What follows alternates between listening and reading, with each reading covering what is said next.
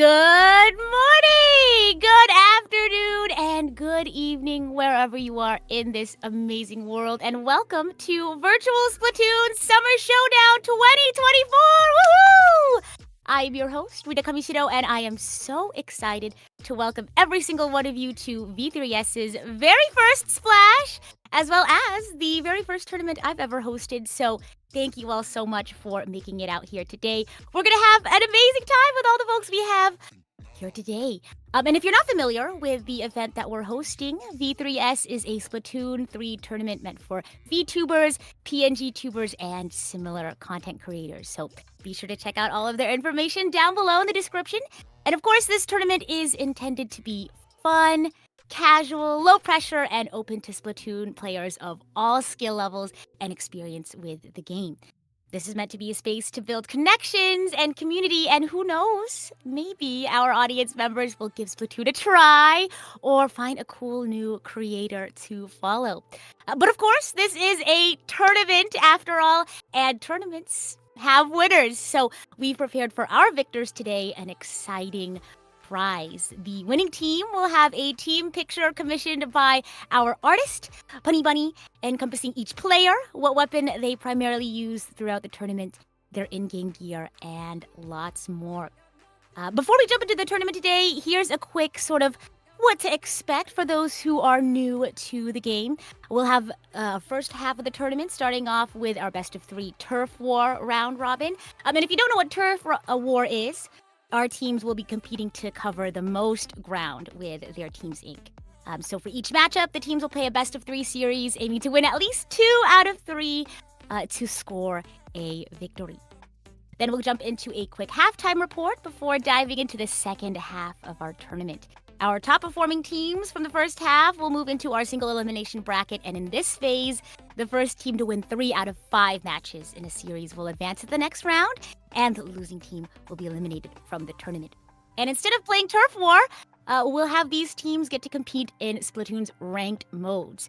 This is going to be Splatoon's more strategic game modes, including Splat Zones, Tower Control, Rainmaker, and Clam Blitz. And of course, if you're new to the wonderful world of Splatoon, our casters will be sure to give you the rundown for these events as they come up.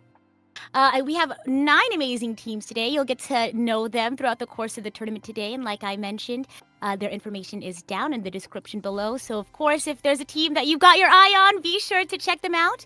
We have I've Never Inked That Much Before with their Captain Low Battery. We have the Oil Spillers with Captain Aki Sweetie, Inkredible with Captain Norilla, Crabby Internet Alliance with Captain Crystalis, Warmup Game with Captain Dwy, Octo Rehab with Captain Mayo, Pacific Row with Captain Starbit, V-Divergent Ink Force with Captain Nintendo, and of course, last but not least, the Cookie Cats with Captain Chaotic.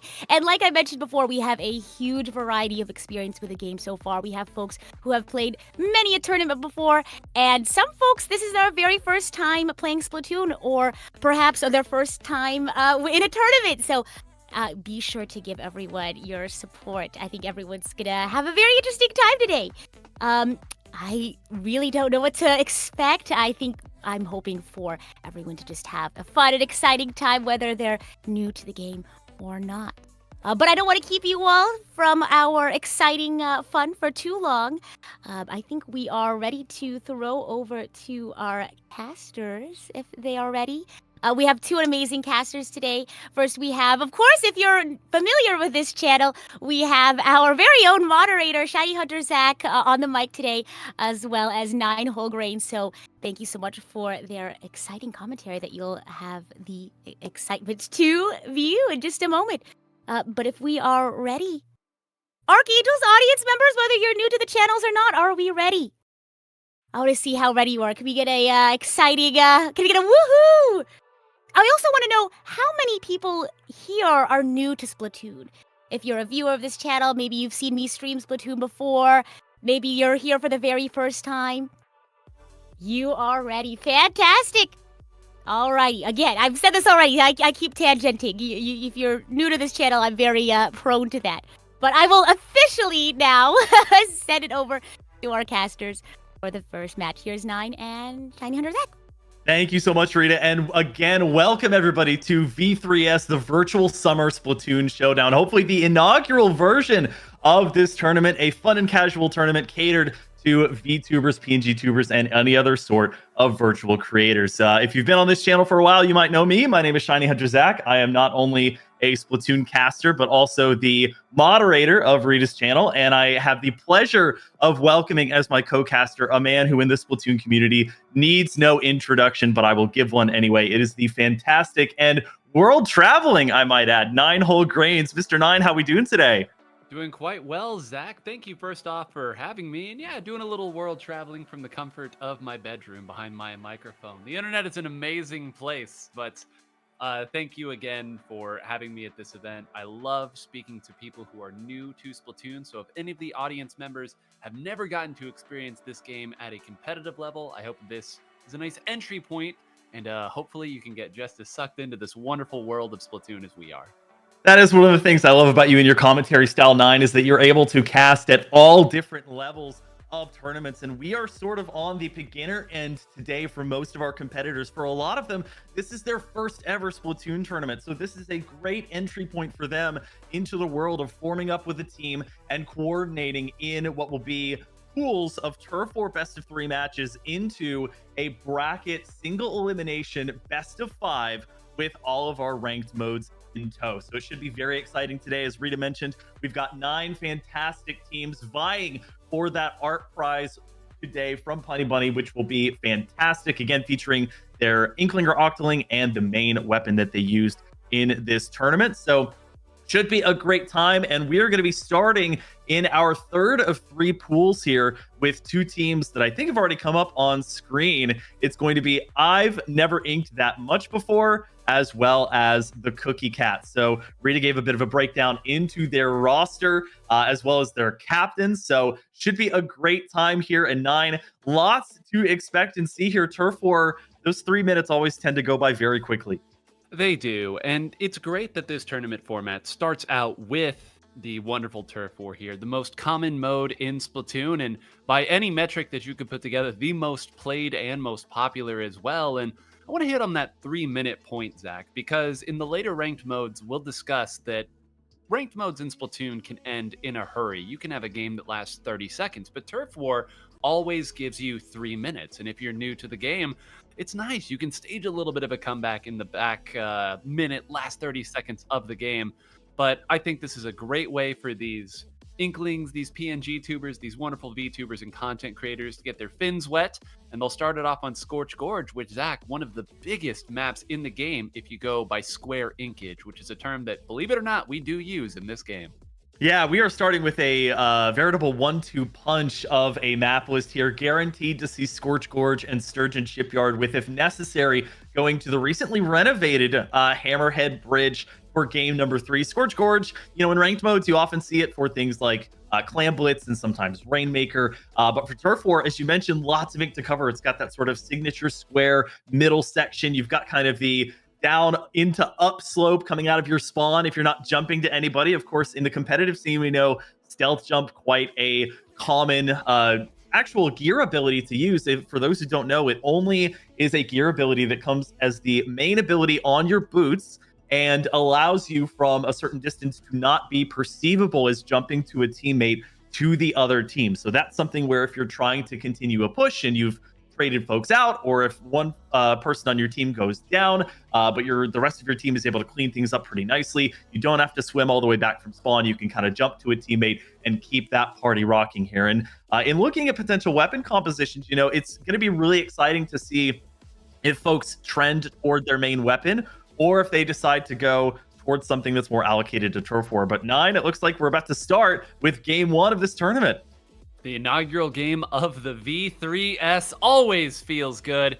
Taking a look at the composition, Zach, I see a lot of short-range shooters. They'll do a great job of turfing ground in a hurry. And on the other side, we have the big swig rollers. So a lot of people, when they first come into the world of Splatoon, see that big paint roller, think that it's unique and fun, and it is. And it can really make things difficult if you're not familiar with dealing with it. Yeah, something that gives me pause and causes me to shudder a little bit is the double Tanta missiles that we're seeing on the side here of what looks like the Cookie Cats here. So they're going to have that dangerous special. It's gone through a lot of different iterations and has been pretty scary all over. So something that I've never inked that much before we'll have to watch out for. But Megsy on this Sploosh Roller going to be trying to keep things going chaotic. Lambasting Sissa there with some of those shots. And it looks like they have set up pretty well in the early game here. And we're also seeing a weapon that we haven't mentioned yet, but has been pretty common in the competitive scene, which is that heavy edit.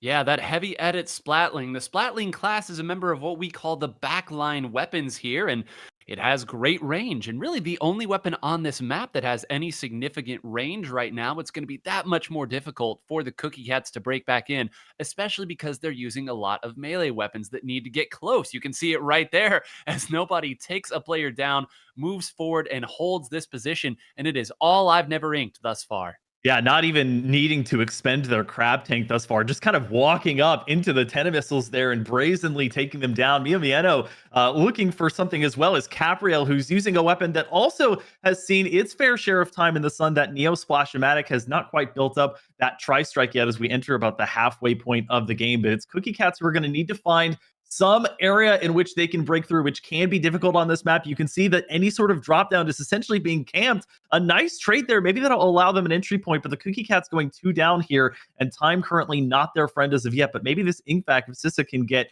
into position, might be helpful. Dangerously, though, getting attacked by that Ultra Stamp, and that is a full wipeout against the Cookie Cats. That is not a recipe for success. No, and I believe Megsy over here on this Splooshomatic may have just taken all 4 members of the Cookie Cats out with one Ultra Stamp, commonly known as the Hammer. One of the trade-offs in Splatoon oftentimes is for the weapons that don't have as much range, they usually get a nice bit of mobility as well.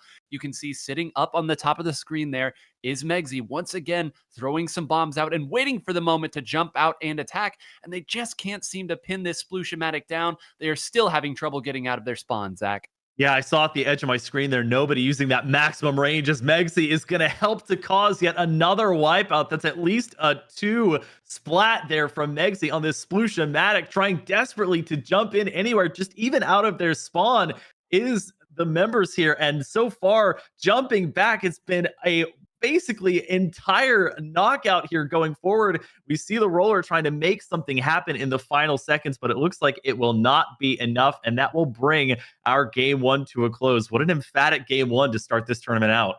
Oh, Zach, it couldn't be a tournament with you without having emphatic. That is your word. The trademark and copyrights are all over.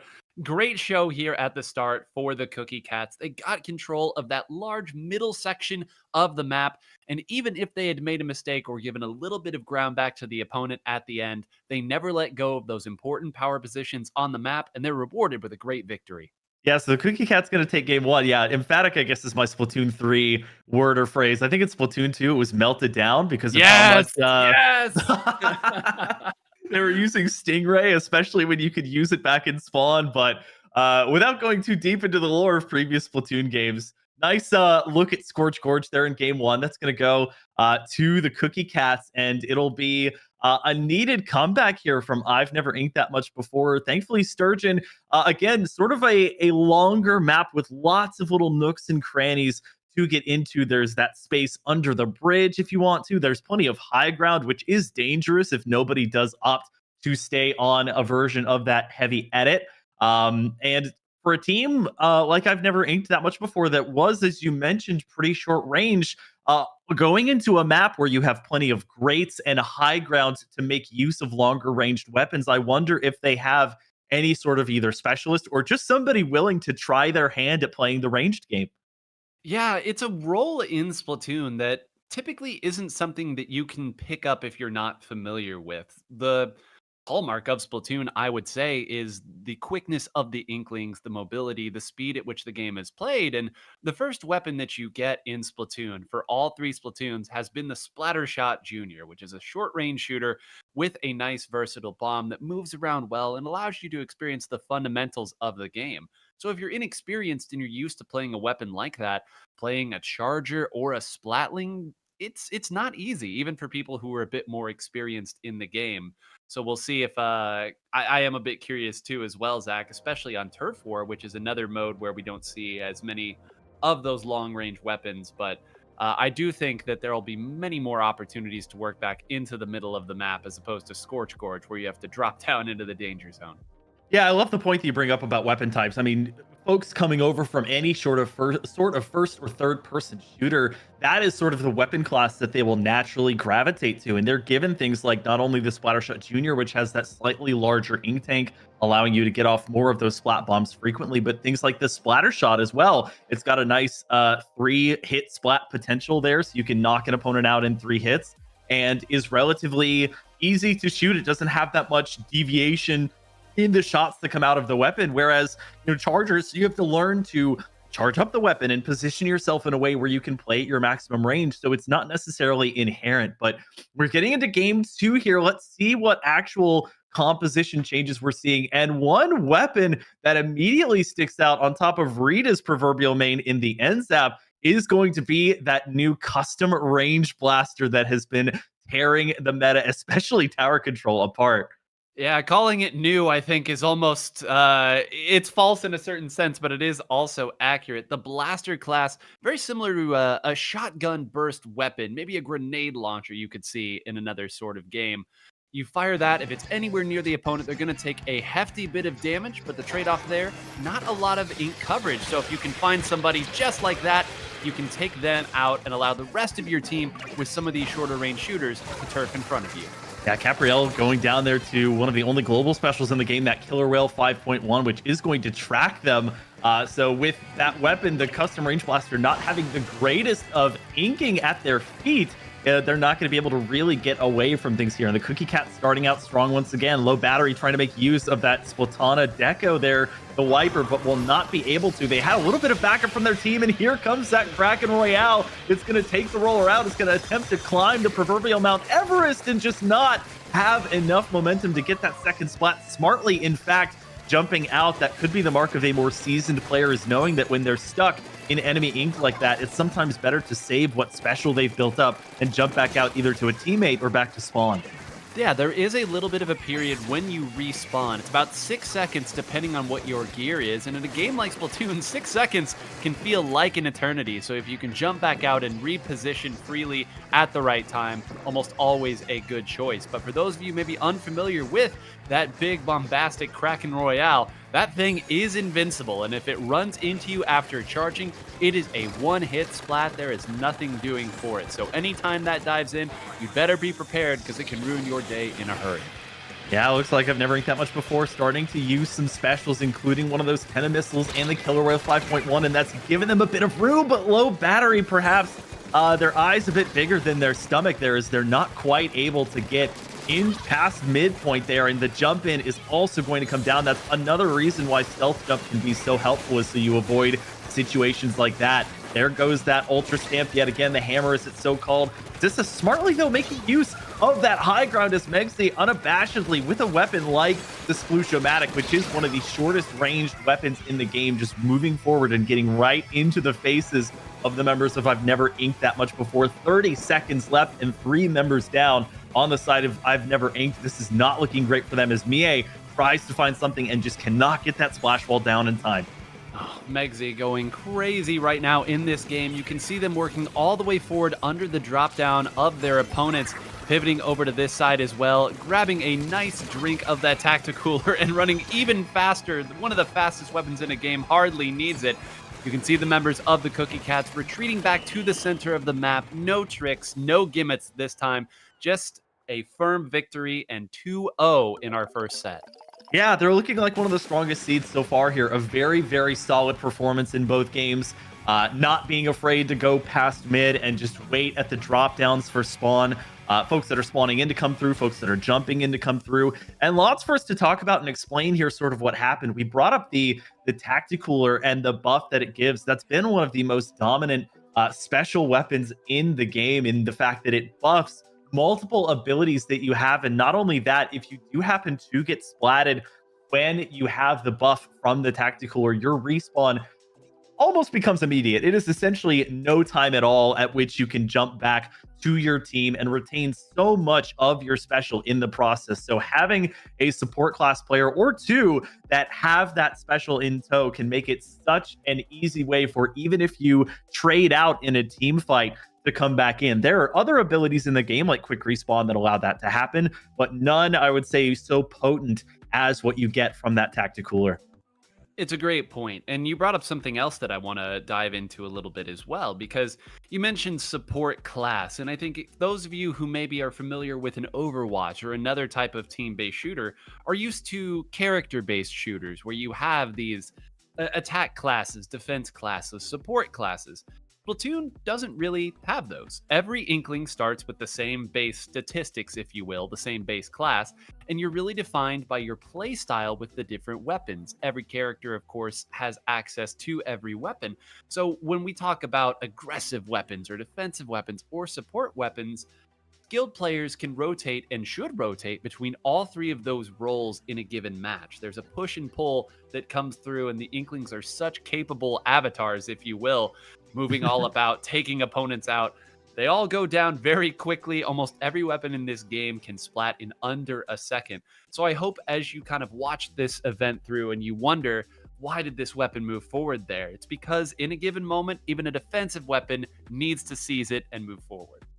Yep, and to continue that point, anytime that you're talking about weapon roles or team roles in a competitive sense, this tournament is called V3S, but you could call the competitive roles A3S because you have Anchor, Skirmisher, Slayer, and Support as your primary four roles that someone can occupy within a team. And so we've talked a little bit about some of them. Support, we were just mentioning, it's a weapon that typically likes to paint, can build up their special. The special is not necessarily geared toward offense all the time. It can be things that help your teammates out. It can be something like a Tacticooler that we mentioned. It could even be something on the more defensive side. You never know. There's the Big Bubbler special, which is on a variety of weapons that uses just a gigantic, essentially, overshield that can be broken both inside and outside, but not only provides you with coverage, but also has a built-in beacon, which is a sub-weapon, the squid beacon, that allows you to jump to it instead of to a teammate to get back into the action. So essentially just a weapon that allows you to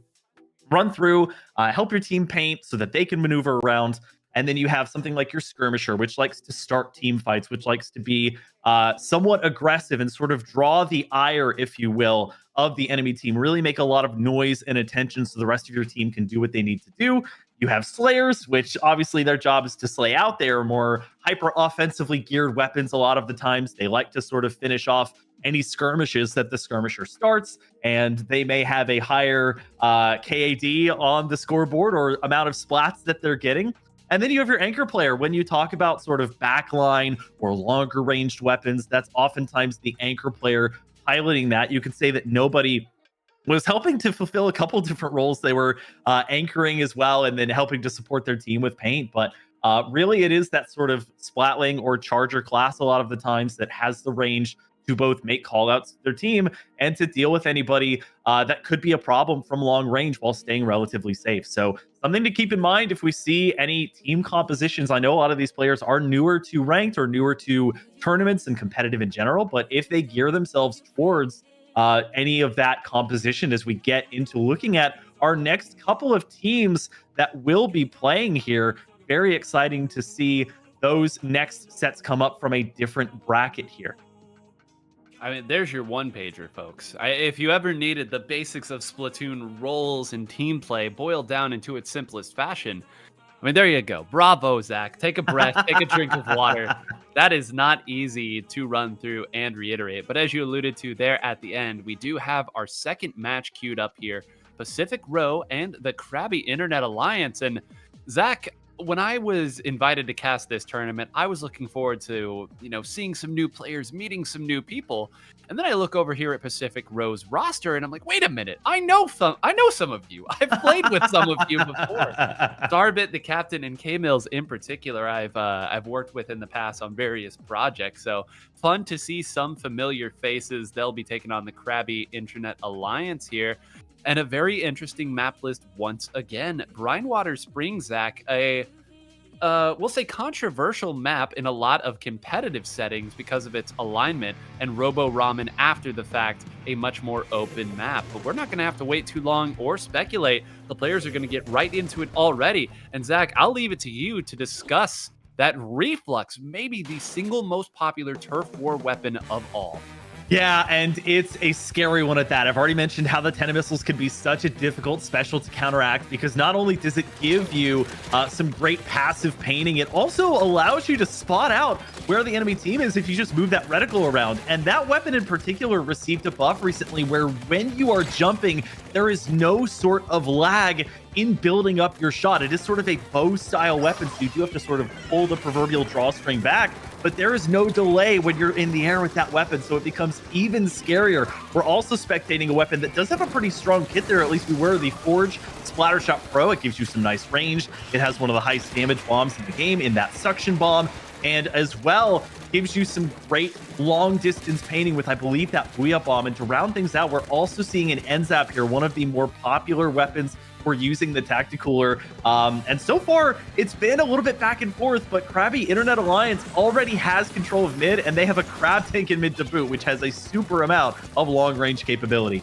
I'm just going to point out there's some incredible irony here of, as you said that they pulled the Crab, as you said Internet, one of their members accidentally disconnected as well. So there's the Internet, but they continue to fight well in the middle of the map, which shows their alliance. They've given us all 3 members of the CIA acronym here all together, but in a game like Splatoon, being down 3v4 is almost always a sentence for pain. Now, I didn't see exactly where it was in the match, so we'll commentate this as if it's going to go all the way through. There's not a way to knock this mode out quickly, so the players are going to fight it out until the end, and we'll fill in the blanks as we can. But Zach, let's talk about this Crab tank because it appears to continue to do a lot, and this was a special that dominated the early stages of Splatoon 3.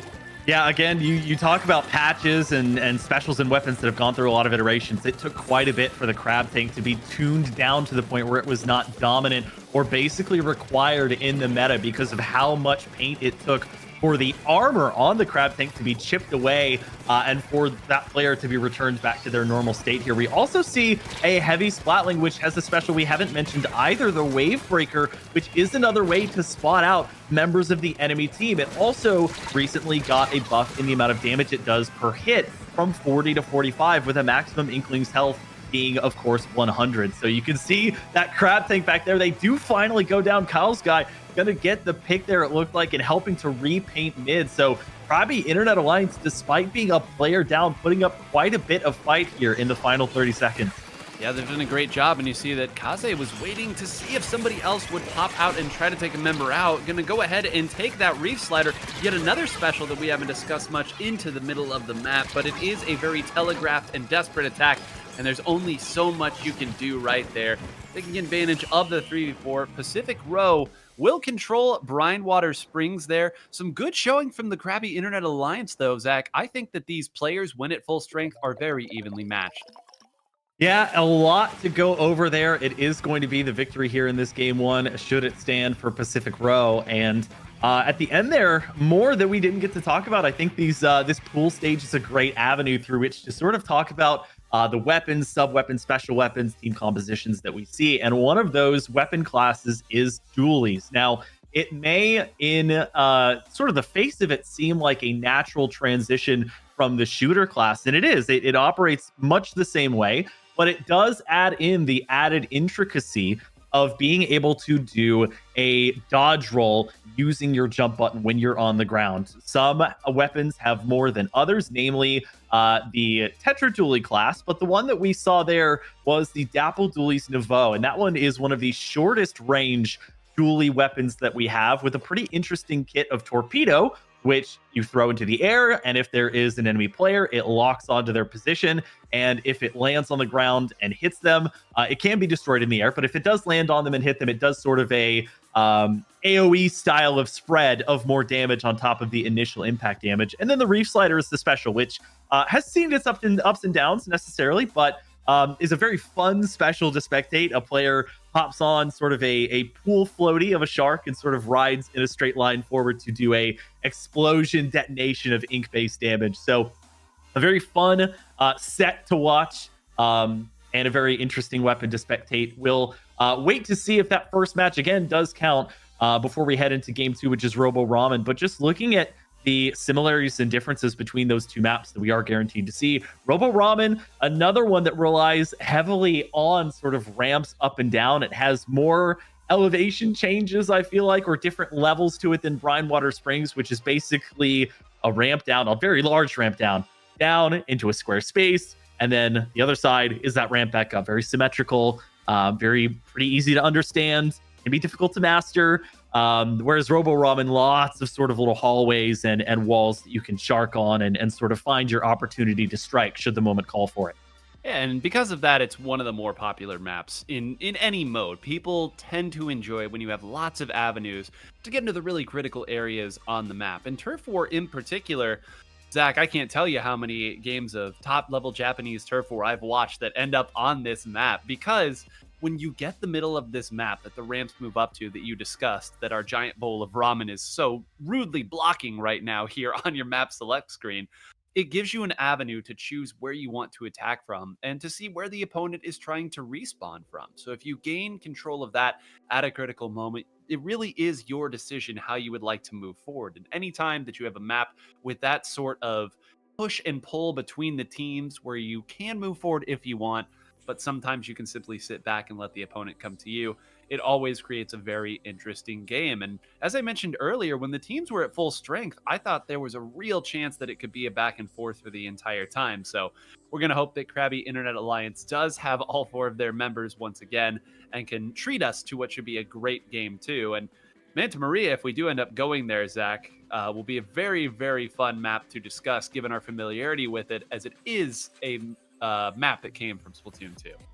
Yeah, and we alluded to the Stingray in Splatoon 2. Thankfully, not having to worry about that and not playing a ranked mode this time around if we do go to it. But we're going to start with Game 2, see if Crabby Internet Alliance can take us to a Game 3 here. And Robo Ramen, again, we haven't mentioned yet that this tournament is taking place during the same weekend as a Splatfest, as we see a communication error. So they'll get that match remade here temporarily. But this is going on at the same time as the Splatfest. So folks sort of already have, in theory, Turf War on the brain. And if they have played in a rotation where Robo Ramen or even Brine Springs has been around, then they've gotten some experience with sort of how it operates and what you want to be doing and where you want to be setting up in Turf War. Manta Maria, if we do go to it, it is a very interesting map. It is even more linear, I would say, than something like the second map that we saw, that Sturgeon Shipyard, and should be very fun to watch in terms of the high ground versus low ground. There is a giant sort of grate that stretches, a grate bridge that stretches between the masts in mid and allows you to sort of get across from high ground. And if you're using something like a Splatling or a Charger, which I'm not sure that we've seen yet, operate on that high ground, but plenty of action taking place below as well. And there are some funny little walls and jumps that you can do to get into sort of your opponent's side of the map. So that one would be great to see a wide range of different experience levels, ranked levels, players on these teams experience and go through in a Game 3. So I am sort of hoping, as I always do as a commentator, that we see as many matches as humanly possible, that these sets do go the distance, as it were, but they'll have to get through Robo Ramen first, which, as you mentioned, can be a little bit tricky. There's a lot of hidden areas. You don't really get a great view of the map from any one position, so you never know if somebody from the enemy team is inking a part of the map that you thought was well covered, but when you look at the end screen and see that, oh, it was not covered, you might have that sort of aha moment too late. Well, and it's a deceptively large spawn area as well. That portion of the map where those espresso machines fire our Inklings and Octolings back into the battle. Very important, especially as you move up the ranks of competitive Turf War, to make sure that every drop of that is covered. You never want to lose by 1% or 2% at the end and find out that it's just because you got a little sloppy on your side of the map. And there's some weapons that do an especially good job of that. The Reflux that we discussed earlier being the best weapon in the game, bar none at it, because its unique weapon spread allows you to get every side. And oftentimes you'll see players, when they have a Reflux, let the Reflux paint the entirety of your spawn area as the other 3 members go through. because they do have those global tentamissiles. So we'll see if the teams know this map. They know their way around getting it all the way covered. And Zach, maybe one thing as we're kind of waiting for the teams to load in, we've talked a little bit about height, but let's talk a little bit about ink trajectory and how it falls, because it's something that's very unique to Splatoon, especially as high ground goes. It's common knowledge that high ground gives you visibility, it gives you a nice angle to fire at opponents, but in Splatoon, the way that the droppings of ink fall out of every weapon in the game, it creates another dynamic. Yeah, lots to talk about there. And one of my favorite weapon classes that we haven't gotten to see yet, Sloshers, have to worry about this quite a bit. It's a double-edged sword. They benefit from it, and it can hurt them in terms of the damage that they do. If you're sloshing over a wall, for example, and somebody's on the other side of that wall, you can hit them, which is kind of crazy. If you think about that in the context of any other shooter style game, the fact that you can just get somebody over a wall is sort of unthinkable, right? It's a very, very strong bonus, but you do have fall off damage that you need to worry about. That becomes even more prevalent with shooter class weapons, for example. Let's just take something that's been very common in this tournament so far. You take a weapon that might be a 3-shot splat, and if you're shooting sort of up at an angle and those shots are coming down, maybe it becomes a 4-shot. If you're using a 4-shot weapon, maybe it becomes a 5-shot. So you have to worry about if you think you're going to be guaranteed a kill or splat based on the amount of hits that you're getting with those shots, and you sort of say, okay, I got 4, I'm going to sort of take my aim away from that person, and they survive.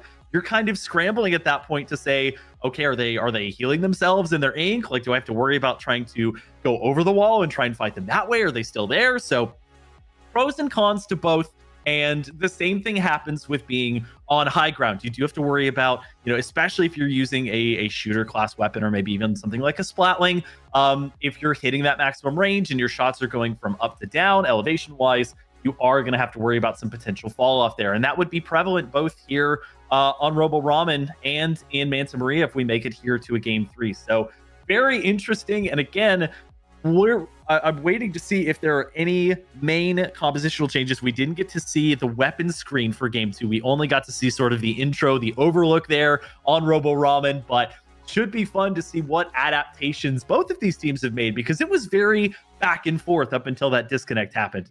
It was. And you talk about the trade-offs and the adaptations. If you haven't pieced it together at this point, the wonderful audience, Zach and I have named about 50 weapons over the course of this, and weapons have variants, and every variant has a static but different kit than the main version of it, or the vanilla version of it, as we would call it. So I say all that to say, there are opportunities to completely change what it is you're bringing into each and every fight. You, of course, cannot change your weapons mid-game, but when you have such a veritable buffet of things to choose from, you can really keep your opponent on your toes. So when Zach and I are discussing what compositional changes will we see, we're not discussing maybe one weapon will change or a slight change. There is potential for a completely different composition to come out in each game, and that's one of the reasons why Splatoon continues to be such an intriguing, set piece of all of these different ideas. There's an alchemical nature to the way that these teams can play and coordinate. So I just wanted to pay a little lip service to something that wasn't meant to be lip service. Well, and this is a great segue. We are on Rita's channel after all, a beautiful segue into a couple of YouTube shorts that she's published recently going over the different weapon types. So please check those out. The links are in the chat, but it does look like we are set up here for game number 2. Let's take a look at the weapons that are coming out here, and a lot of range on one side of things, and on the opposite, the only range I'm seeing is that vanilla jet squelcher. We, again, sort of talking about naming conventions, we call a weapon vanilla if it is the base class of that weapon that has other variants to it. But 9, lots of range on the opposite side. We've got that forge back, we've got the heavy splatling, and we've also got an S-Blast. Yeah, S-Blast, one of the, I guess probably the newest variant of blaster that's been brought into the world of Splatoon. It's a very unique blaster. When you jump, it has a slightly wider spread on its main burst, but it goes a little bit shorter. Meanwhile, if you fire it on the ground, it is a more narrow bullet spread, but it goes further. So you can really adapt and play around how your opponent is firing at you. You see warding one member off right there. Nice play by vendiMachi here, and throwing that Booyah Bomb to create a little bit more chaos. Pacific Row doing a great job, Zach, of pushing into the other side. Yeah, we saw a close call there as the Jet Squelcher not quite able to pick up that splat, and vendiMachi helping to lead the charge. As you mentioned, we see Shaychi at the top of your screen there having to back off as Kylemsguy has the Booyah Bomb at the ready here. They are going to get one splat. The Crab Tank is not going to be able to be used, though, and that's another thing that can be great. If you're trading out with an opponent and that opponent happens to have their special and you don't, that's another reason to trade out with them, is being able to take that special off the board, because you do lose a percentage of your special when you get splatted and go back to spawn. Now, that can be modified with the gear ability called Special Saver, but not everybody is going to have that on their gear. I think even competitively, the standard is one, maybe two of those to help save a few percentage points, but that's about it. So getting those splats ever important here, as we see Crabby Internet Alliance starting to find their way through mid here and lock things down.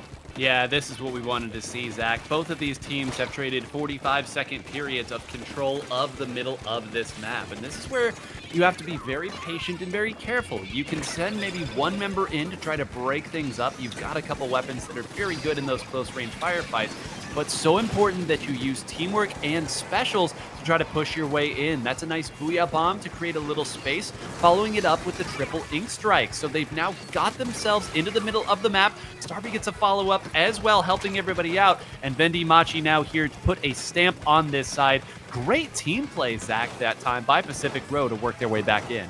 Yeah, not only the team play, but this is where range comes so heavily into play. It is such an eater of folks that have not had a ton of experience with the game and may not know how to play around the range that these weapons have. Now, a map like Robo Ramen does have some walls and some back alleys and avenues to get through, but that's not always available or known at the time. We're seeing a 2v1 there, which is able to take out the Splash-O-Matic on the side of Crabby Internet Alliance here. 10 seconds left to go. Kylemsguy going to try and lock things down here in mid. There is a last-ditch effort to try and throw some ink. There's a couple of splats that are taken out as a result of that tri-strike, but it'll be a photo finish. Let's see who's going to come away with this one. Will we get to see a game 3? And it's looking doubtful, as Pacific Row comes all the way through and is able to get the knockout here in game number 2 with 52%. So vendiMachi and team for Pacific Row gonna lock out this set 2-0 and help improve their record. And I love it when you get a little fist bump there at the end. 2 members of the team, each sporting 3 gold medals, small little rewards that you get for finishing a game with a number of different accolades, most turf inks, most splats of the opponent. So a great showing right there, and a great game too. And it is a shame that that first game had the disconnect in it, because I think there was a great chance that one could have gone the distance. Both sides, I think, did a fantastic job of working their way through, finding weaknesses in the opponent's positioning. And Zach, one of the really enjoyable things about watching Splatoon is how much of it is reactionary. This game moves so quickly, and your windows of opportunity get smaller and smaller and smaller as you continue to get better at the game, to the point where our poor spectator cam operators simply can't keep up with it. And it's not their fault. It just moves too quick. There were a number of firefights there at the end. You called out a great 1v2 in a critical moment of the game where the Splash-O-Matic thought they were fighting one member, only for a second to come up and give a bear hug. So I give a tip of the cap to Pacific Row. I'm eager to see how far they can move in the next portion of this bracket. Yeah, this is where we put back into context the fact that this is both marketed as a fun and casual tournament, but not just that, is the first tournament for a lot of the folks that are attending. And almost all, if not all, of the teams that are playing today are what we would refer to as pickup teams, where they did not come into the tournament knowing each other and having played together in tournament settings before. They are essentially finding each other through this tournament and grouping up together. So there's a lot of learning to be had in terms of each other's play styles, each other's preferred weapons, what roles they like to fill. Rita even mentioned that at least one team has procured a coach to help guide them as a team in preparing for this tournament, something that we typically only see in the mid to high level of the Splatoon competitive scene. But I love that they've been able to do that. It provides another avenue for you to look at your gameplay objectively. No matter what rank you are or your experience level, you can have somebody come in and say, what if you tried it this way? Or, why did you make the decision to go here? And sometimes that might be, I don't know, I was just kind of going on autopilot, or it seemed like the right decision at the time. But learning after the fact, and even, for higher level teams, doing something called VOD reviewing, where you go back at past tournaments or scrimmages and looking at your gameplay, is something that can help out. Now, a lot of these players are just having fun with the tournament. They're coming in, they're essentially, grouping up to play with other like-minded and alike content-oriented folks. But hopefully this tournament also helps to forge some lasting friendships, helps to procure some teams that can play together through the Splatfest, or maybe even start in another tournament like this one, or even come to this tournament if it happens next year as well. So tons of opportunities here for these teams to really get to know each other, and not just that, but their play styles and weapons as well. And that will only continue. Nine, you mentioned that this was a closer set between this one and the one we saw previously. We're now soon going to be going into our third pool out of 3 for our third round, to take a look at the match in, I guess we could call it Group B, between Octo Rehab versus Inkredible. Incredible. It would not be a Splatoon event without, 1, an art prize, and 2, somebody making a team name with a pun on ink. The nautical puns and variations of jokes on ink or splat or squid. Some things never change, Zach, and it's always a smile. You'd think that after 9 years we would be tired of seeing all of these things, but no, it always brings a smile to my face, and we should have that roster and these teams up to you quickly. Interesting to note here, Zach, I'm moving through some of the results here and just seeing it. Pacific Row currently the only squad, the one that we just got to see, that is 2-0 in their pool. Now, we are still waiting for some results, but that would certainly set them up well for the later stages of this tournament when we move into the single elimination round. That first ranked team is going to get a bye, and this is really getting into the bracketology for those of you who don't have it in front of you, but let me just say that they have put themselves in a good position for later portions of it. One other thing I want to kind of build upon, Zach, that you discussed there is the idea of feeling your team play and trying it out again and VOD reviewing. And there really is no substitute for getting to play this game with your friends with voice communication on. It truly is a different game than queuing up by yourself in a solo queue match, or I mean, even playing with maybe one of your friends in a league battle or something like that. There really is a completely different world of Splatoon once you pull everybody together, and it is so addicting. It is so fun, and I hope that our teams that are competing today are enjoying themselves and getting just a taste of what this game can be like when everyone's in sync. Yeah, tons of great points there. First of all, if you could see our Discord server here that we're using, we have 9 channels, one for each team, that are full with players communicating, calling out to each other, doing idle banter, sharing tips, lots of things. We will never know the true essence of what's going on in that VC, and maybe Kanita can get a pulse on that when we go to halftime. But it's so nice to see all of our teams working together, grouping up, allocating their time. And I have to thank them for that, for taking the time today to take part in this tournament, and grouping up with their team and showing what they're made of. And as you mentioned, lots still to go in this tournament. As you mentioned, Pacific Row, the only 2-0 team. We do have in our second pool, V-Divergent Ink Force is 1-1 at the moment. And the way moving on to our single elimination bracket portion will work is that the top 2 out of the 3 teams in each pool will move on to single elimination. The top 2 of the first seeds, the teams that finish first in their pool, will get a bye in what is effectively the quarterfinal, while the other 4 teams do get out.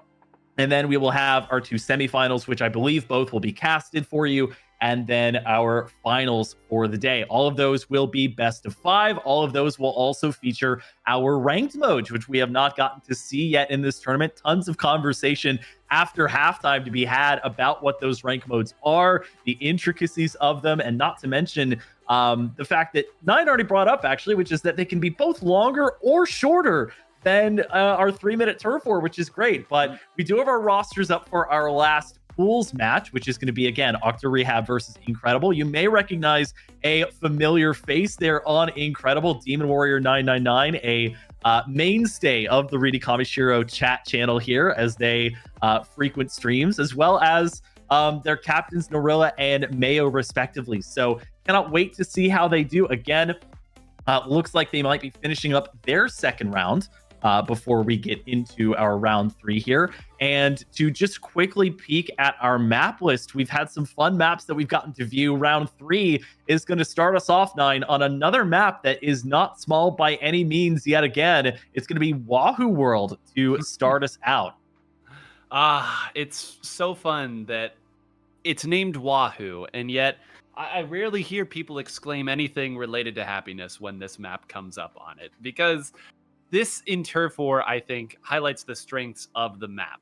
When you have a wide map like this one is that you alluded to, Zach, it means that some portions of the game can feel a little bit less interactive. You've got so much space that you have to take up on your side of the map, so much turf you need to get down before you can really start duking it out with the opponent.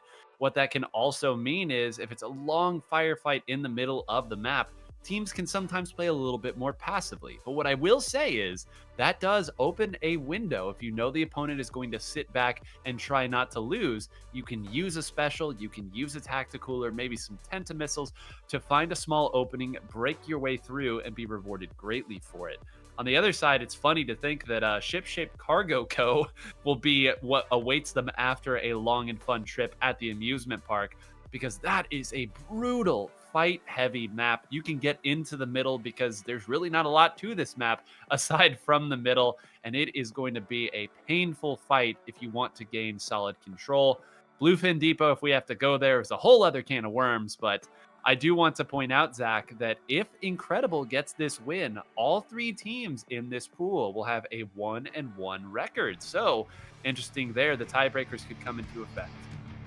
Well, let's see if that does happen. It looks like they are going to be starting on the next map. It looks like they may have selected the incorrect map here, but we'll go with this one and take a look at their compositions regardless. So I'm seeing some things that we've already discussed. We are seeing the Dapple Dualies that I mentioned, as well as the NZAP. And on the opposite side of things, we are going to have a Hydra Splatling and a couple of brushes. The brush class of weapon is not something that we've yet talked about, and there are 3 of them in this lobby, so we may want to break that down. Oh, well, 2 of them are now face-to-face with each other. Narilla versus Mayo on that side. Zach, the brush class is one that you really see the specialists for. You're not going to see somebody on day 1 pick this up and then play with it a little bit and then maybe not and then a little bit more and maybe not. The people who love the brush class are true loyalists as they go through, but I do think that it's very strong here on Humpback Pump Track because these have all of these awkward angles where it's not straight up, it's not straight to the side, but those right there, exactly what we wanted to see. Narilla firing at a number of angles, not 100% certain where that Hydra Splatling was going, but if you know the general area and you know the height that they're at, you can punish them and even gets one on the landing. Yeah, and I want to talk about, too, the special that we just witnessed there. It's called the Zipcaster. You could also allude it to being the sort of Spider-Man special, where you are quite literally zipping around on your line, trying to land on or to just attack with your main weapon somebody on the enemy team. So you do have some detonation damage when you do land, but it is relying on your main weapon. It is mostly a mobility tool, and it does not last nearly as long as you might think. So it is difficult to truly master. We see the ink brush using, again, we talked about this phrase of global special that essentially just means that it reaches basically anywhere on the map, all the way through the map. And that killer whale does fall into that category. And finally, the splatter color screen is a somewhat newer special to the game. It did have to go through some iterations for accessibility settings in order to be playable here, but it is a special where if you go through it, it makes your screen black and white, essentially. It sort of grays you out where you can only see lighter and darker tones. It can make things more difficult to see here. Yep, and it also blocks you from seeing through it. So when it is out, it is truly a way to hide what you are doing from the opponent. Zach, this has been a pretty back and forth map as we've been discussing these brushes. Octo Rehab got out to the hot start, but Inkredible has fought their way back in great fashion here, great style. A4 Love utilizing the short range, which sounds wild to say, but that was perfect angles for the fall off to take one member out there in the trench. Down to the last 30 seconds, Zach. We say so many of these games in Turf War come down to it. They've picked out one member on this side and cleaned them up very quickly, but did they work away from the middle? 20 seconds left, and there's a fight in the center with Narilla. Yeah, I think our colors might actually be swapped here with Inkredible being purple. So looking at the sides here, A4, one of the only remaining members here in mid, just kind of cleaning things up, making sure that they have enough for the final 5 seconds. They are going to use that Reef Slider. Can they pick up a final splat? And they will. Tons of fighting near the end at the end of the match here, right here in mid. Let's see if that impacted things at all. A little bit of purple, but it is going to be the majority going over to our yellow team here. So that is going to be game one. An incredible job there as we see Hina and co take game one. Fantastic job to start things out, as it looks like I think Octo Rehab is going to be our winner for game number one. Yeah, a very close game, too. Again, I want to point out that when Narilla won that fight in the middle of the map, there was a window. You see how relatively close that game looked, and yet it was, what, 300 some odd points that separated the two of them? That should tell you how quickly a map like Humpback Pump Trap can be taken from you. There's so much turf in the middle of the map that can take it out, and a lot of these Splatoon 2 returning maps do feature that sort of design. Pretty much everything we told you about Wahoo World, you could almost extend out to Humpback Pump Track, so a little bit convenient that Zach and I didn't totally mislead you there.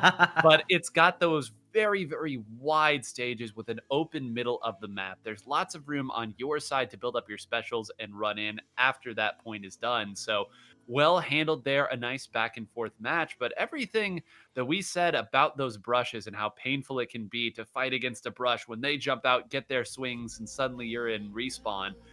Ship-Shape Cargo Co., if that is indeed the map that we're playing, you're going to see that and a whole lot more.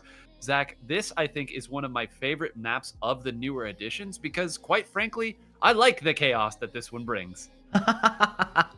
Yeah, and it likely will be chaos, right? You know, you have, again, a little bit of high ground here. You have some ramps that you can kind of go through, and it can be, especially for newer players or less experienced players, difficult to find both where to set up and where the enemy might be setting up. We had some longer range weapons. We had a Hydra Splatling in that one, in fact, which has one of the longest charging up times of any Splatling class weapon, but unleashes just a veritable volley of ink at your opponents at incredible range if it's able to be used correctly. The downside is if you can get to it before it's fully spun up or before they notice you, then it can be pretty easily taken down. But lots to be able to see. It is rather flat. There are some definite sort of ramps and overhangs that you can peek through, but the choke points as well on this map can be very difficult to get through. So you really have to have that map control on lock, because they do indeed go to Ship-Shape Cargo, and yet again we will see Hina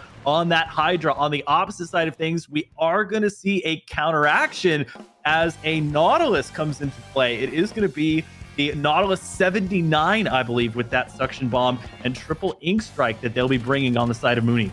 And if you look at this and think that it plays similar to the other Splatlings that we've seen, being the Heavy Splatling and the Hydra Splatling, this can be a bit of a anchor if you want it to be, but it has a very unique property of being able to hold its charge, dive forward into the ink, and jump out still holding that full charge. It's a weapon that if it sees you and gets its crosshairs on you, you're probably not going to escape, so you better get to it before it gets to you.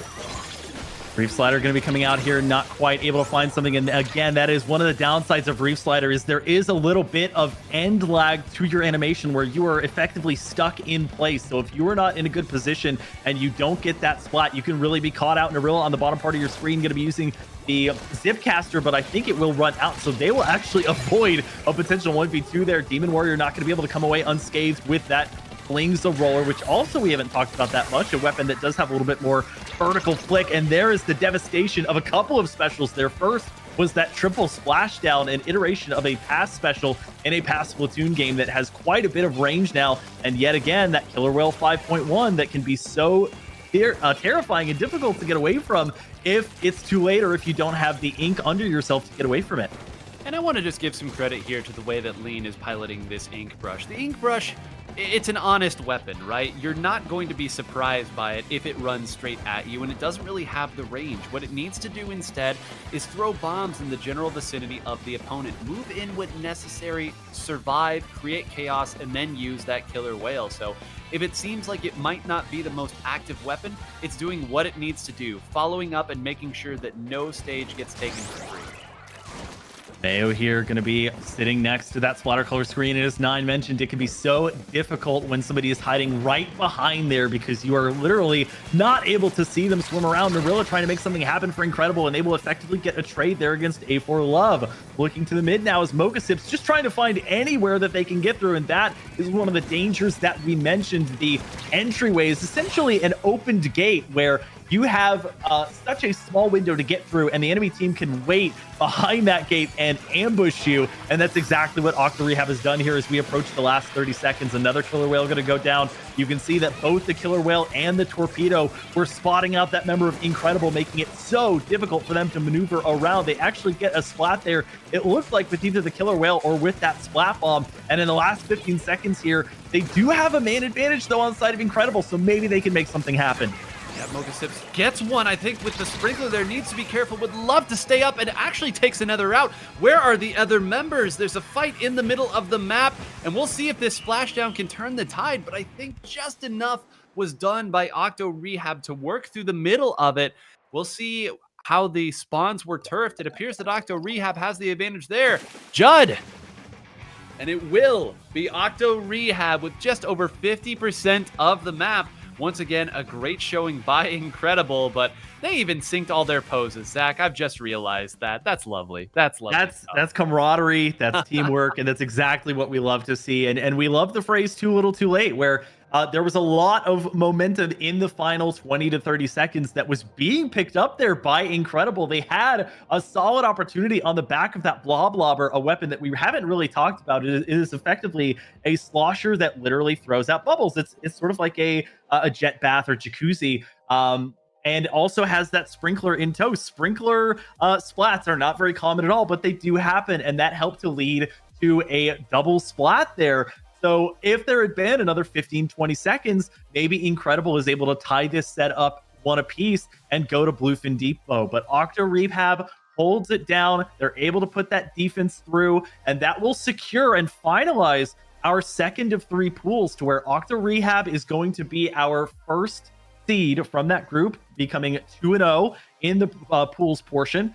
V-Divergent Ink Force going to come away as your second seed, finishing 1-1, and Inkredible, a strong showing, but is unfortunately going to come away 0-2 after the pool stages. So great to see them play here on stream, and hopefully they are able to view the rest of the tournament. But lots of expectations here for Octo Rehab, as we will not see them again until the semifinals.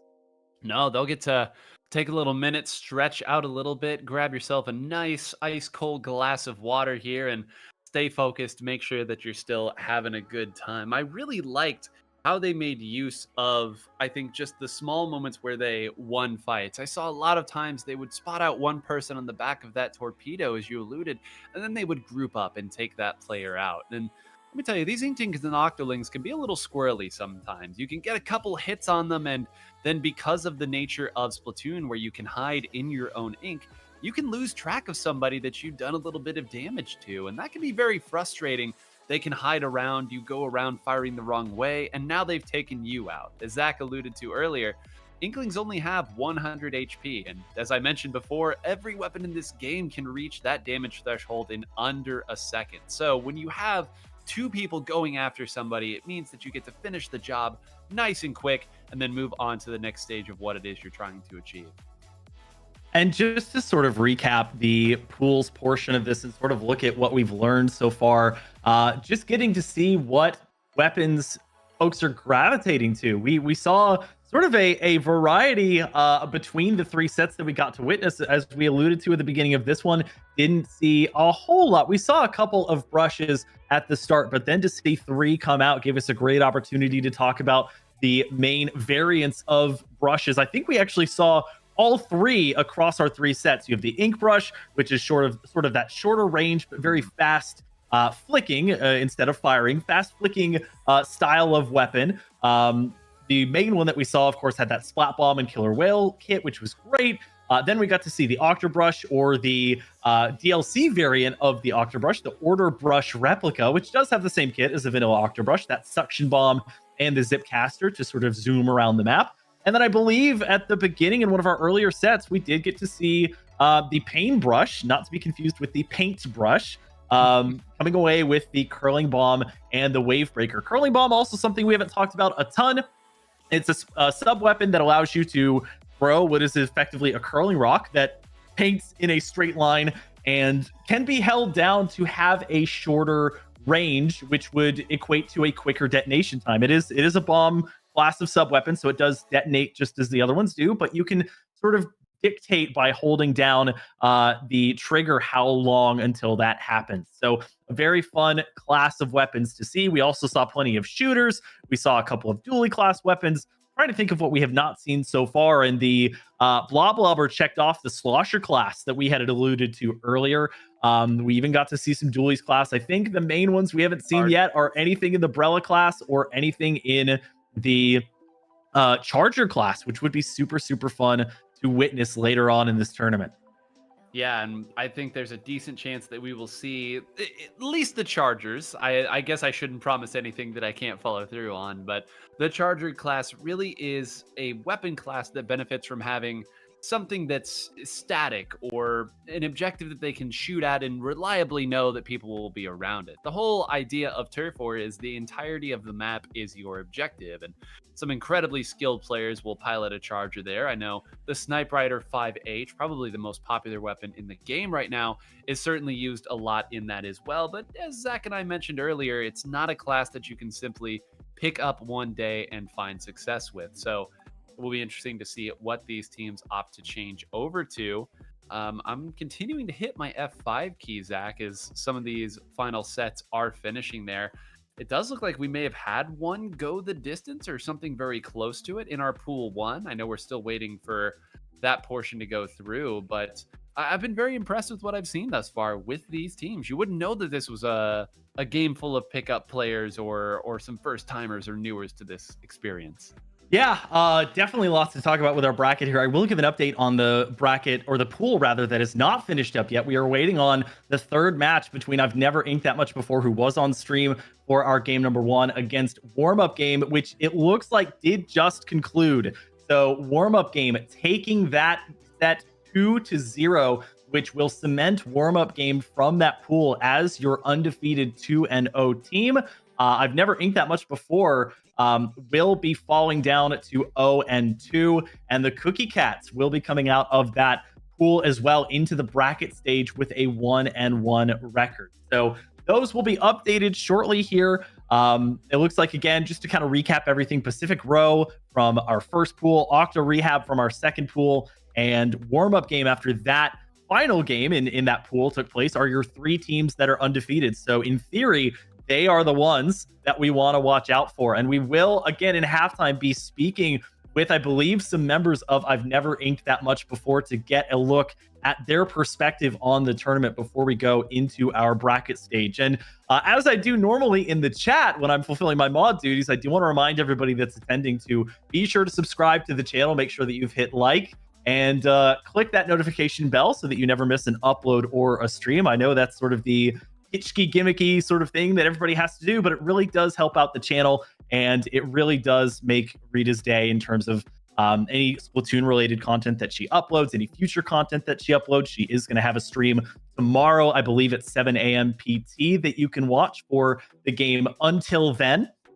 So definitely stay tuned to this channel if you want to check out some more of Rita's content. And on top of that, be sure to go into the description where Rita has beautifully laid out not only the names, but the socials of the players that we are going to have for each team. It has their in-game name, and then it is going to have whether they stream on YouTube or Twitch or primarily wherever they upload content. So that is going to be where you want to go if you want to see individual perspectives. And of course, if you want to stay tuned to all of their content following this tournament, because again, tournament is catered to primarily virtual creators, VTubers and PNGtubers, and I'm positive that they would all love to have you for the future of their content, Nine. So definitely an interesting, fun stretch. We are wrapping up the Turf War portion. What are you expecting from the ranked portion of this tournament with a lot of these players, again, not having that much tournament experience? I think it'll be interesting to see how some of the modes are played a little differently. Some of these modes, as we'll talk about in the future, you can really push the opponent back and put them in a bad position early on if you catch them off guard, but some can stall for a little bit as those go through, and I'm sure we'll get to talk about that plenty after our halftime interview. Well, and as Nine mentioned, it looks like we'll be throwing things back over to Rita and crew for halftime. I believe we'll have some interviews coming through, and of course, Rita to break down all of the action thus far. So I will go ahead and throw it over to our channel owner and operator here, Rita Kamishiro, who needs no introduction. Let's take a look at that halftime breakdown. Alrighty, thank you very much. You two have been doing such an amazing job. And for those who are just watching for the first time, I do have our casters' information in the description if you want to check out all of the amazing stuff that they do.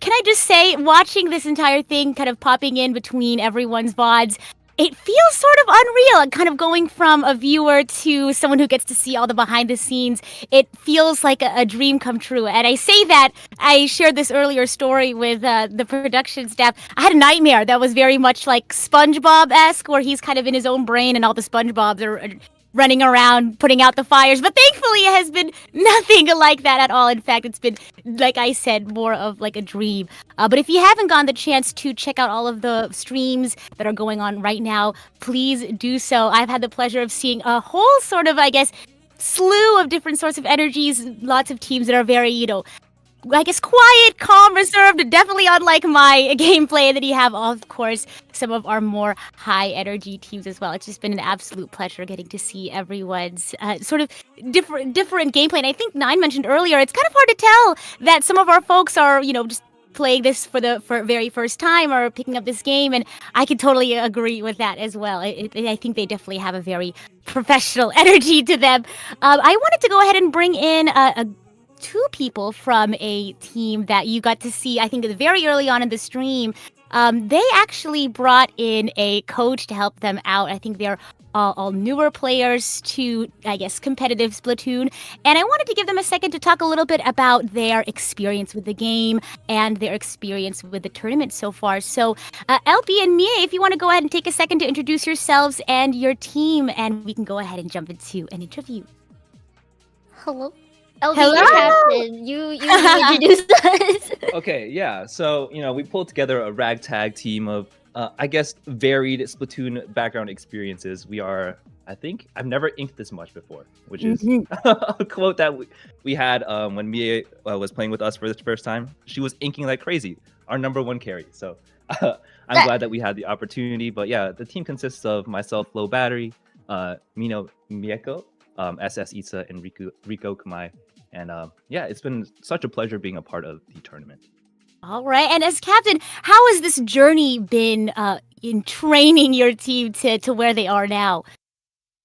I think it's been quite fun. I think the coach has been like a pretty big highlight of the experience. Wow. I think we played a couple games just beforehand, and I'm gonna be honest, things weren't looking the best, but we got our bearings together. The coach helped us pick up, how to play in general. I think we were kind of fumbling around a little bit, but with fresh accounts starting from 1, I think I actually bought the game when we signed up for the tournament. So we didn't have too much time to practice 2 weeks. So I think with 2 weeks of experience, I'm proud of where we've come as a team, and I know like the expectations weren't super high, but it was fun nonetheless. 2 weeks. We had a goal. Incredible. A Yeah. goal, you said? Yeah, we had a goal going into the tournament. What was your goal? Let me know. Originally, it was to win 1 turf war. Okay. But then we realized throughout the first game that didn't really seem realistic. So then we were like, okay, we just have to get 1 kill of one of their hyper carries. Like the person who inked the most or like the person who killed the most, we have to kill them at least once.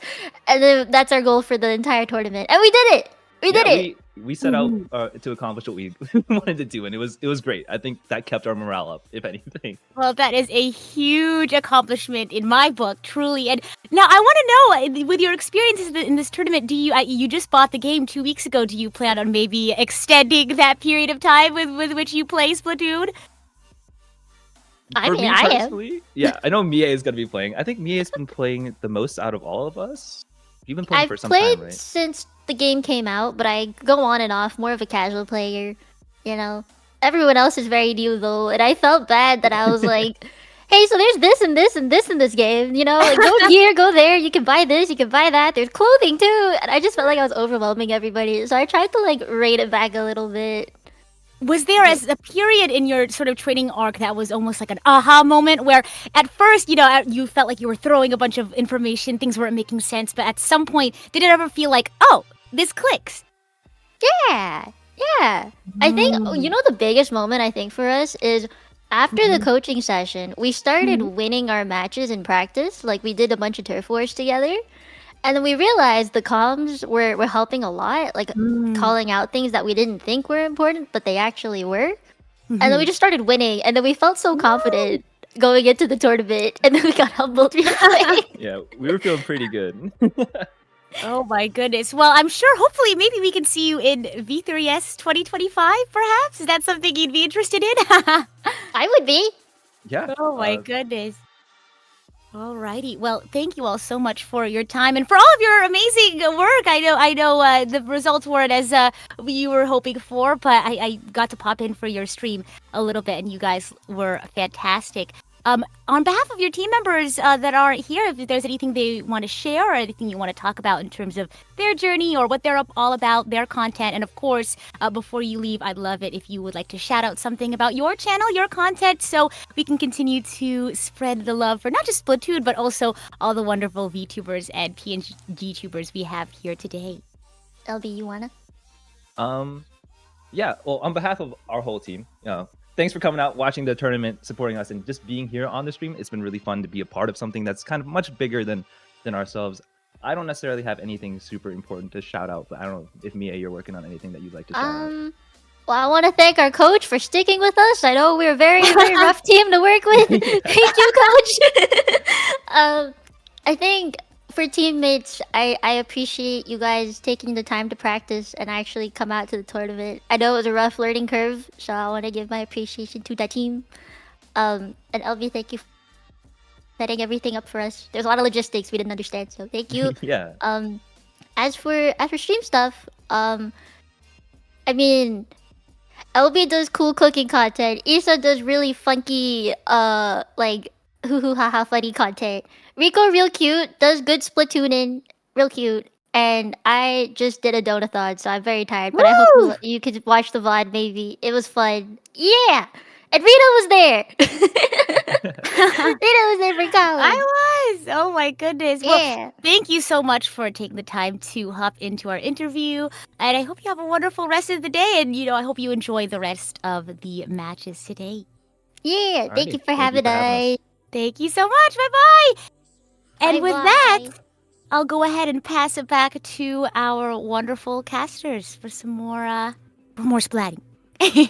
Thank you so much, Rita. And again, thank you to our members who were able to both attend today and to Mino, Mieko, and Low Battery for being in our interview. That was such a great story to be able to hear, not only about them getting a coach, which we alluded to earlier, but just the fact that they essentially picked up the game for this tournament both blows my mind and is awesome to still see, Nine, the extension of this game into folks' homes and the ability to learn more about the game and learn more about it competitively too.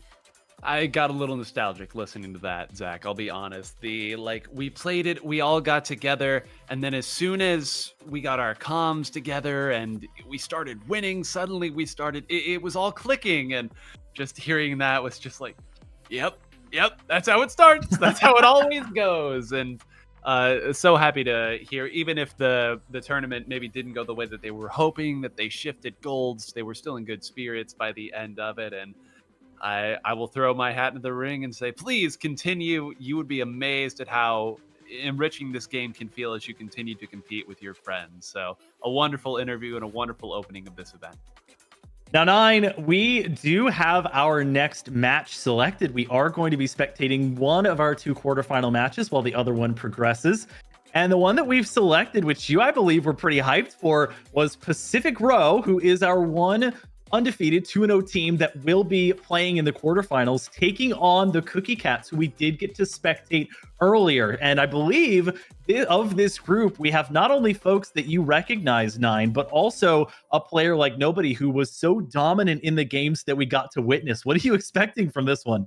Well, I'm expecting a good game first and foremost. And the reason I wanted to watch this is because as I watched in the early rounds the Cookie Cats play, and we saw just how strong they were when they were moving around that amoeba-like team composition of 1 backline and 3 very short-range shooters, my immediate thought was they're going to be tough to handle. That's a handful. A Splushiomatic is in your spawn. You've got the right support from the right weapons there from the backline. And then we saw what the members of Pacific Row were capable of too. And they've got some experience in the competitive side, have been around the community for a little bit. So you get one team that was playing hot, moving quick, and you've got another team of some steady veterans. And this is all you can ask for here in your quarterfinal game. And I mean, being honest, you have to enjoy watching a team that goes 2-0 in pools. One of our 2-0 teams, as you noted, had to be here in the quarterfinals with these 6 teams. So always good to follow that journey as it moves along. Yeah, and I want to continue on the theme of journeys here as we get an extension of 2 teams that we've gotten to know a little bit about, that we have sort of backstories behind, that we've gotten to see on stream in some cases, and pairing that into what maps we're going to be starting with. We're going to have Robo Ramen, which we have already seen in our pools system. So we're going to start on a map that we're familiar with, and then we're going to get to show off some more of what the game has to offer, with Marlin Airport coming in as our second map. And then Hagglefish, one of the most notable, I would say, if not the most notable new map in Splatoon 3, guaranteed for our Game 3. And now 9 as well, we get into our ranked mode. So not only is this a best of 5, but we also get to see a guaranteed look at least 3 of our ranked modes, starting with Game 1 on Splat Zones.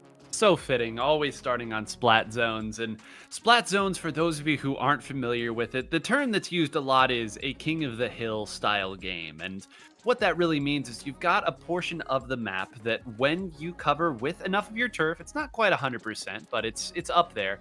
You take the zone, the game will let you know that you've taken the zone, and a countdown timer starts.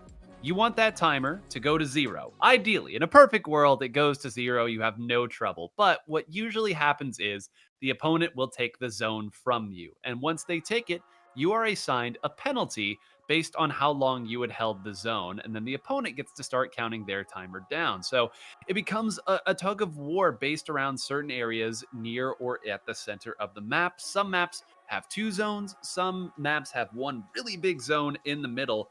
But it's a very measured mode. And Zach and I have discussed the concept of grouping up together, using specials in tandem with one another. But there's a lot that goes into taking these zones typically, and the teams will be challenged to find a way to continue to remain active, push forward onto their opponent's side of the map, and control avenues in which the opponent is going to move back in towards their zone. If they're able to do that, this can be one of the fastest competitive modes in the entire game. Yeah, to quickly continue on with that point about penalties specifically, you'll notice that theme throughout many of these modes that we're playing here. For Splat Zones, as 9 mentioned, if the enemy team is able to flip the zone back in their favor, because you can just lose control of the zone and it's kind of in that neutral state where nobody has it and no points are ticking down. But if a team is able to recap a zone, they give a penalty over to the enemy team. So it could be a lot faster if that penalty element was not implemented. It could just be counting down essentially from 100 to 0. And sometimes it goes that way. I'm not going to lie. But even in modes like Clam Blitz as well, you have essentially penalties that you have to chew through. So it's not just going to be as straight down of a 100 to 0 as you would think. Even in things like Rainmaker, they've implemented changes in Splatoon 3 that make that game mode a little bit shorter. Now, instead of just one dunking point or platform that you need to go to near the opponent's spawn, there's a checkpoint that you have to go to first. And there's typically 2 options on the map to where you can get that first checkpoint, which you have to dunk on. it takes the Rainmaker away from that Rainmaker carrier, and then you have to break the Rainmaker shield again. And of course, we'll get more so into the details of Rainmaker once we hit game 3. And then for tower control, the penalty element that's built in is not only a checkpoint system where maps will tend to have 2 to 3 checkpoints that you need to clear through, where the tower is essentially sitting still, but the tower also has to be either ridden back to mid or will go back to mid on its own. And from there, the team that was not pushing the tower will finally be able to make some progress. So it's not as if the tower just instantly respawns back in mid like the Rainmaker would if nobody picks it up. It has a time where it follows a set path that you can see on the ground going back into mid. And then finally for Clan Blitz, we'll talk about that game mode when we get to it, because if we don't see it here, we will see it in the semifinals. But it's a mode that requires both a lot of map awareness and presence, both of your teammates and where the clams are spawning, and that penalty system that we were talking about, where if you have a certain number of penalty points to chew through, it's not going to be as easy to reclaim a lead or to extend your lead if you have one. So lots of great implementations to make these ranked modes different than Turf War. However, as Nine mentioned, Splat Zone's a very natural transition for folks who are familiar with Turf War to get into a ranked mode that is very essentially the same thing, just concentrated in one central area, or maybe 2. Yeah, and it's, I would say, the most popular of all of these modes as well, because you can really be self-sufficient. In these other modes, as Zach alluded to, you have to have someone touching physically an objective, and you sometimes move at that objective's pace. In tower control, somebody's got to be on that tower or it's not going anywhere. And in Rainmaker, someone you just have to designate as your Rainmaker carrier. Anyone can grab it, of course, but once somebody grabs it, they're sort of stuck with the properties of that Rainmaker. But Clan Blitz, to a lesser extent, and of course Splat Zones, everyone's sort of independent. Of course, you are still firing at the zone, but once you get that zone, you can play ahead of it, and you can really feel like you can affect the map in any way. Some of these other modes also, one special timing can take out a tower. It can take out a Rainmaker. In Splat Zones, you generally have at least some say in what's going on. If 3 triple ink strikes hit your zone at once, maybe you're out of luck in that spot. But you have the opportunity to play ahead of the zone and take out the opponents before they fire those 3 triple ink strikes. So you give players enough power in a ranked mode, you give them enough versatility, they're going to enjoy it. That's one of the big reasons why Splat Zones is enjoyed. And Robo Ramen, I think, is one of the... we talked a bit about Robo Ramen as far as Turf War goes. It's also hugely popular on Splat Zones for the same reason, Zach. Anytime that you can go and attack the zone from a lot of different angles, people are going to enjoy experimenting and finding new ways to influence it. Well, we've got not much longer left to wait here as we get into the first game of our quarterfinal between Pacific Row and the Cookie Cats. Let's take a look at the weapons that they've brought to the table here. And finally, Nine, we get to see an instance of a Charger class weapon, and it's not necessarily one that I would have expected to see, and it is going to be the new Squiffer with that Zipcaster we were talking about in the last game paired up with the Autobomb. Yeah, and also miraculously, this is the first time we've seen K-Mills and one of the strongest weapons in Splatoon history, the Sloshing Machine. This thing has been nerfed 4 or 5 times and it's still good. So it is a first for all kinds of things. But Zach, these are some competitive compositions that have been brought into the game right now. A little bit awkward on the Cookie Cat side, but you're seeing both sides bring in that heavy edit splatling that will allow them to build up their tacticoolers and work in. And a lot of shooters as well. This is already getting in danger zone for the Cookie Cats. Pacific Row pushing forward. Yeah, that was a tough scene there. Chaotic, I think, was trying to pop their Reef Slider and get into the zone to try and make an impact or at least stop the momentum, but they were splatted as soon as they were trying to get there, so nothing doing. Capriel going to stay alive as a result of that Zipcaster going back, and we will not see a 100-0 knockout as we see some points get on the board for the Cookie Cats. It is short-lived, however, just 6 points garnered on the zone itself, and you can see one of the things that we were hyping up so much, that Tacticooler buff, really assisting the Cookie Cats in trying to make sure they can get back if they do get splatted into the action quickly. Now Megsy going to get a splat there with that hammer. They're going to end up getting 2, looking for a third, but is not going to quite have the momentum. But maybe the opening that the Cookie Cats were looking for is Capriel also expending his Zipcaster, not quite able to find the splat, but it was a good effort overall. No, there just wasn't quite enough follow-up there. Great plays to give themselves an opportunity, but you can see with that tactical, Pacific Row was able to jump back in so quickly. Now that it's coming straight at them instead of from behind, that Ultra Stamp is not going to find anything. Chaotic does have the reslider, though. There should be an opportunity here. Needs to fire it before everybody turns around. Not able to capture the zone. Gets taken down, and Pacific Row holds on. Only losing the zone one time, Zach, after gaining control. They are looking sharp. Yeah, you'll notice on the overhead of the map, not only is there one of those pillows or cushions in the middle of the zone, but they are everywhere all over this map, and that can sometimes prevent the full explosion radius of the ink from actually impacting as much of the zone as you want it to, and that can be so devastating, especially on a one-zone map where everybody's focused on just that area. It's not like another map like Undertow where you have multiple zones where you can sort of distract the enemy team and make them go to one zone and then have another teammate focus on that second zone and take control away. It's sometimes just as good to temporarily take control away if the rest of your team is coming back as it is to fully take over the zone, but for just a short amount of time. And that's exactly what we saw in that game from the Cookie Cats, who were able to get those 6 points on the board, but it was essentially a steamroll from there for Pacific Row, who's looking very strong. Again, one of our 3 teams that went undefeated in the round robin or pools portion of this tournament. And now we get to see tower control. So tower control, once again, those built-in opportunities where the tower is not going to be moving. You need to have at least one member of your team sitting atop that tower in order for it to progress. You can slightly increase the speed at which it progresses through the amount of teammates that you have on there, but typically, you want to be sending those teammates elsewhere to try and dissuade or stop entirely the defending team from being able to make a push on the objective. So this is where maybe we start to see some specials that can have a long-range impact on the zone. We've seen the Ultra Hammer, or the Ultra Stamp rather, the hammer colloquially known, be used to try and get some splats. Maybe you throw in a Booyah Bomb, which can be thrown from long range and which can certainly clear off anybody that's sitting atop that tower. And of course, it is not tower control, at least in this current iteration of Splatoon 3, without talking about a somewhat returning special in the Kraken Royale. As you mentioned earlier, Nine, an invulnerable special once it gets going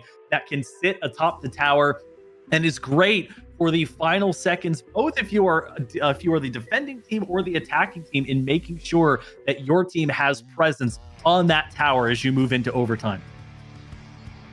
Getting loaded in right now. The Cookie Cats would love to have an answer, a nice response here.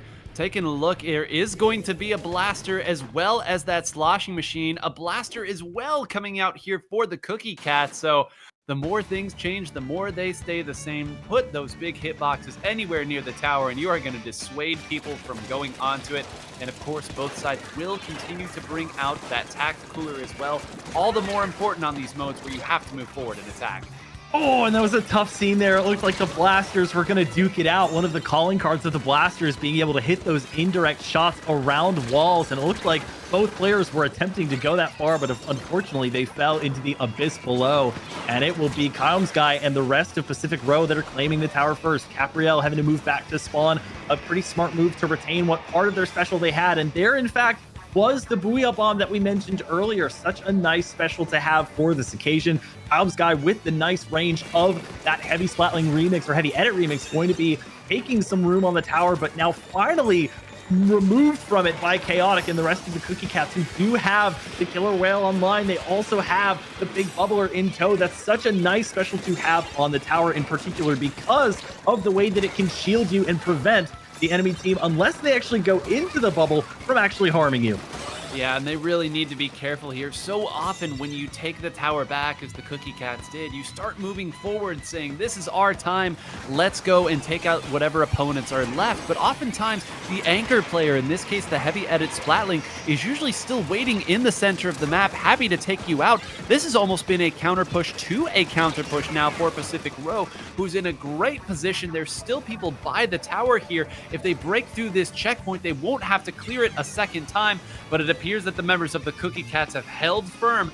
And Zach, preserving that second checkpoint can mean a big difference as this game continues. K-Mills is not necessarily the anchor player for Pacific Row, but it felt like in that push, they were anchoring the push from the backline. You have pretty decent range there on that sloshing machine. That's another weapon that has seen its fair share of tuning and balance changes and patches over the life cycle of Splatoon 3, and it was at one point a dominant weapon class and still has the potential to be, especially in a mode like tower control, as we see yet another push coming out from Pacific Row, who has made it to 41 and halfway through that second checkpoint. You can see the progress they've made there by how much purple remains in that box at the top part of your screen as we get close to the halfway point. And with these ranked modes, there is no guarantee that you will go the full 5 minutes. If there's a knockout, it could be as short as under a minute for that to happen here. But looking at the gameplay now, an early pick gets taken out as the Splash-O-Matic for Pacific Row will fall. Kylemsguy and here K-Mills, it looks like vendiMachi as well, pushing forward to try and group up against the folks on Cookie Cats that were getting near that tacticooler. And I often like to say that, like, dragonflies or regular flies to any sort of lit flame, folks that have the tacticooler on their team are often tempted to group up near it, but you super have to be cognizant of getting too close to it when there is a weapon on the other team that can effectively mow you down while you're trying to pick up that buff. It's a great point too, and I love the way that Pacific Row is sort of playing around the tower. Right now, of course, they're pushing forward since they have it, but when it was in that scuffle in the middle of the map, you saw that none of them were too close to the tower. They were making it difficult for the Cookie Cats to figure out where they were. They've been rewarded with a great position. Look at how much yellow is on the Cookie Cat side of the map, Zach. They've rotated around their attackers. They're tacticoolered up here, and points are continuing to come off the board.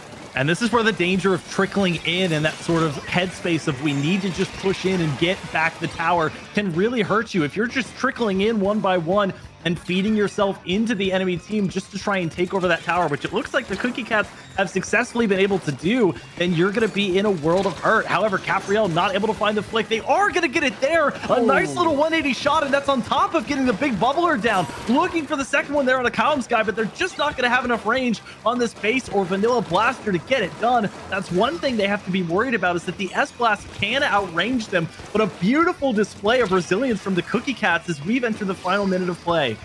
Yep, and this is where it gets even more difficult. As if Pacific Row's skill wasn't enough, the Cookie Cats now are in a position where they have to start running at the tower here. You can't trickle in, but you also have to be diligent enough to clear out the members of Pacific Row. Another great shot, a highlight reel by Capriel here, but it's not going to reward them a whole lot. 1, 2 of their members going down and the others sitting on the tower. Chaotic did a decent job of at least moving it back, but Zach, they have so much they still have to do. The laundry list continues to grow and almost no margin for error at this point. This is where the overtime comes in huge, and K-Mill's actually using that Booyah Bomb early. They're also going to use the Tri-Strike, so they're depending on this not going to overtime and getting this ended at the 0-second mark. Is that going to come through? Megsy trying to throw some ink down, but they will fall in the process. Just 2 members left of the Cookie Cats to try and stay on the tower. And again, during overtime, you cannot leave the tower if you're the team that does not have the lead. So you are essentially sitting ducks if you don't fight back. K-Mill's trying to get a pick. They're not able to find anything yet, but they do get some chip damage, and it'll just take one member of Pacific Row clambering atop the tower to end that overtime and give Pacific Row a 2-0 set lead.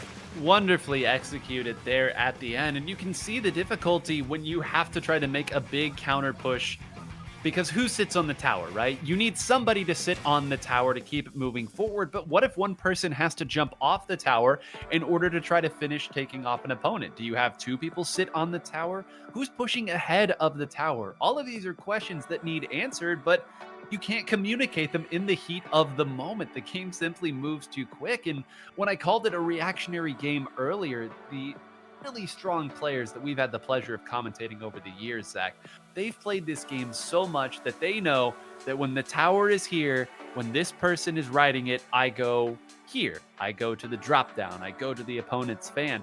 But it's not something that you actively communicate. You're already moving ahead of it. And the Cookie Cats did a good job of holding on to the tower, getting themselves that opportunity for overtime. But at that point, all Pacific Row has to do is use their big AoE chip damage weapons in that blaster and in that sloshing machine. It's a difficult spot to be in, but they do now get to move over to Rainmaker, which, Zach, I think plays to the biggest strength of the Cookie Cats, which is their mobility.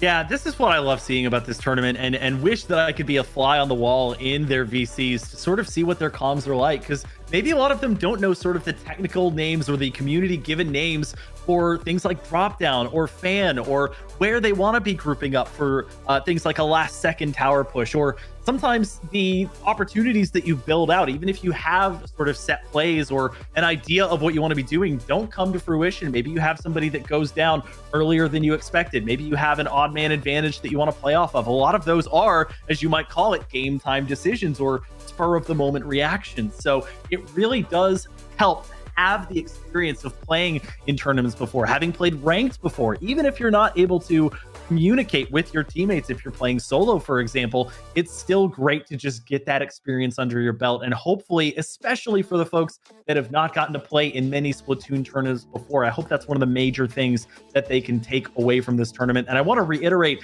that all of these players are in their own right fantastic content creators that are of a virtual nature in some respect for the most part. So VTubers, PNGtubers that upload content to either Twitch or YouTube or maybe even other mediums. And I really do hope and implore that you will check in the description to go check all of these talented players out. But let's waste no further time. Game 3, it is going to be Pacific Row trying to close things out in a sweep. And for the Cookie Cats, if a reverse sweep is going to happen, it has to be now. My favorite mode, Zach, Rainmaker. It is time to party here. Take a look there at the center of the map. That big golden fish that is surrounded by what might be the most damaging weapon in all of Splatoon, which is the Rainmaker shield. You've got to pump in enough damage to explode it. They've done it already, and it's doing the talking for me there. Chaotic, who was not anywhere close to that Rainmaker shield, got taken out in the crossfire by that explosion. Now they're going to grab and run that Rainmaker. They've already dunked it into the pedestal, Zach. You discussed this a bit earlier. I was going to build upon it, but right now Pacific Row wants nothing to do with it. Poor Chaotic is once again not going to be able to escape in time. These points are going to fly off the board in this dynamic mode. Now Megzy gets taken out as well. An incredible carry here by Kylemsguy. Yeah, this composition that you could call 3 shorts and a long, the one long range weapon with the 3 shorter ranged ones, having a bit of trouble here counteracting what Pacific Row has brought to the table. They've also got that bamboo that is moving forward, but can Kylemsguy get there? What? They do! Amazing! I thought for sure the Booyah Bomb would take them down, but they survive on the very edge of it, and maybe even taking some chip damage. That ends the quickest game we've seen so far in this tournament. And what better fitting way to cap off a sweep for Pacific Row than ending that in the first minute of play? Oh my goodness, everything that we had set. We've got notes here, folks, things to inform you about the basics of these modes and the intricacies of what competitive Splatoon can look like when you play it. And Pacific Row simply had no interest in letting us discuss any of it there. Incredible carry that you would see at the highest levels of the game, using those Rainmaker shots to ward off members of the Cookie Cats into their teammates. That is the way that it's done. And at a certain point, Zach, as you noted, I thought that was going to be it for our Rainmaker carrier as well. You simply dive forward, take what points you can, and try to get another pop and get even more. But once again, no interest. An emphatic push. I'm stealing your words, Zach. And Pacific Row proving why they were 2-0 in their pool. And now they will get to go up against Octo Rehab, one of our other teams that won their pool as well. And that should be an absolute firecracker of a set. Yeah, the caster in me kind of wanted Kyle to go down to that Booyah Bomb. I did want to see, of course, more Splatoon wherever we can get it, but it shows just how quickly these ranked modes can go by. If you think Turf War is fast, there is such a discrepancy between how short or how long these ranked modes can go, and Pacific Row wasted absolutely zero time in getting not only to their final destination, but even to the first checkpoint in general. Just moving over to the left-hand side, had no doubts about which of the 2 checkpoints that you're going to go to. Hopefully, if you didn't blink, you got to see that there are 2 potential first checkpoints that you can dunk the Rainmaker at that both count equally. But typically there's some thought around, okay, which of these 2 is safer? Which of these 2 is maybe a better pushing off point for us to get to the final objective or the final platform pedestal that you need to get to? It was just all speed and all domination there for Pacific Row, who, as you mentioned, Nine, will be taking on Octo Rehab, our 2-0 team from our second pool, who had V-Divergent Ink Force and Inkredible in their pool. And speaking of V-Divergent Ink Force, They are currently up, I believe, 2-0 in our other quarterfinal game against Crabby Internet Alliance. So on the other side of the bracket, Warmup game is awaiting the winner of that match, whereas we, as mentioned, already have Octo Rehab and Pacific Rose slated. Both of those semifinal matches will be on stream, so stay tuned for it. But more than anything, I'm hoping that we can see some back and forth. You know, I love talking about sort of the pendulum effect that Splatoon can have sometimes. I want to see more of that back and forth between these teams as we get ready soon enough to get into our semifinal stage. And as we do wave goodbye to one of our teams here in this single elimination format, I do want to give a big tip of the cap and a thank you for participating to the Cookie Cats, rather. No, it is Cookie. Man, I am struggling. Cookie Cats. I mean, that's why I'm hungry here. Never commentate on an empty stomach, folks. This is what will happen. You will read everything as food, and then you'll think you're misreading it, but you were reading it right the whole time. But Chaotic and Capriel, Megsy, and Nobody, thank you for participating. And you could see the moments from this team. They were able to stop the tower a number of times. They were able to take back that zone once, but so much of what competitive Splatoon comes through is your team's ability to coordinate and play around the objectives, right? In tower control, the fight isn't always literally on the tower. It's who's hiding around the tower, how you play through it. And I say that to say that there's a lot of things that can go very wrong in competitive Splatoon and in high-level Splatoon. You fall on a bomb, the very tip of a triple ink strike or a booyah bomb hits you, and suddenly all your plans are for naught. So we always give credit to the players. We always thank the players for their participation. So I will once again say thank you as we continue to stall here. This is going to be, I'm so glad that we get to see both of these semifinals matchups, and glad that all three of our 2-0 teams made it as well. And if V-Divergent Ink Force makes it here, it will be two pretty dominant paths here for these teams to get here, Zach. Somebody's got to lose eventually.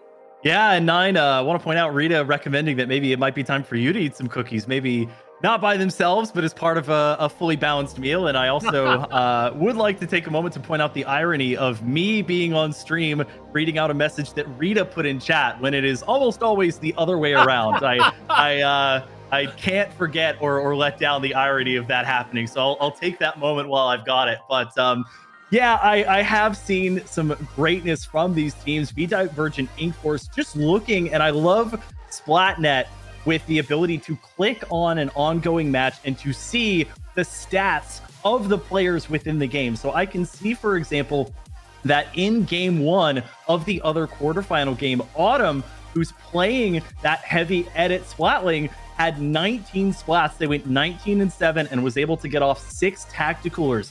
Bloodloust, 13 splats compared to 7 times getting splatted and 7 tri-strikes. So this is a team that is in it for the long haul, that knows how to play sort of a longer con game.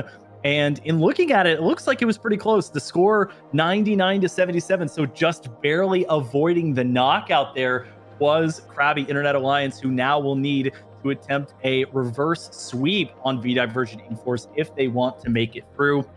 And just overall, in general, talking about the ranked modes that we've seen, as mentioned earlier, we did not get to see Clam Blitz, but we will in our semifinals for both, which, as you mentioned, we'll get to thankfully see both on stream, get to start with Clam Blitz. And our first map will be Barnacle and Dime. So we'd love to hear, with just the sheer amount of uncountable tournaments that you've casted or been a part of as a competitive player yourself, what your thoughts are on that map and mode.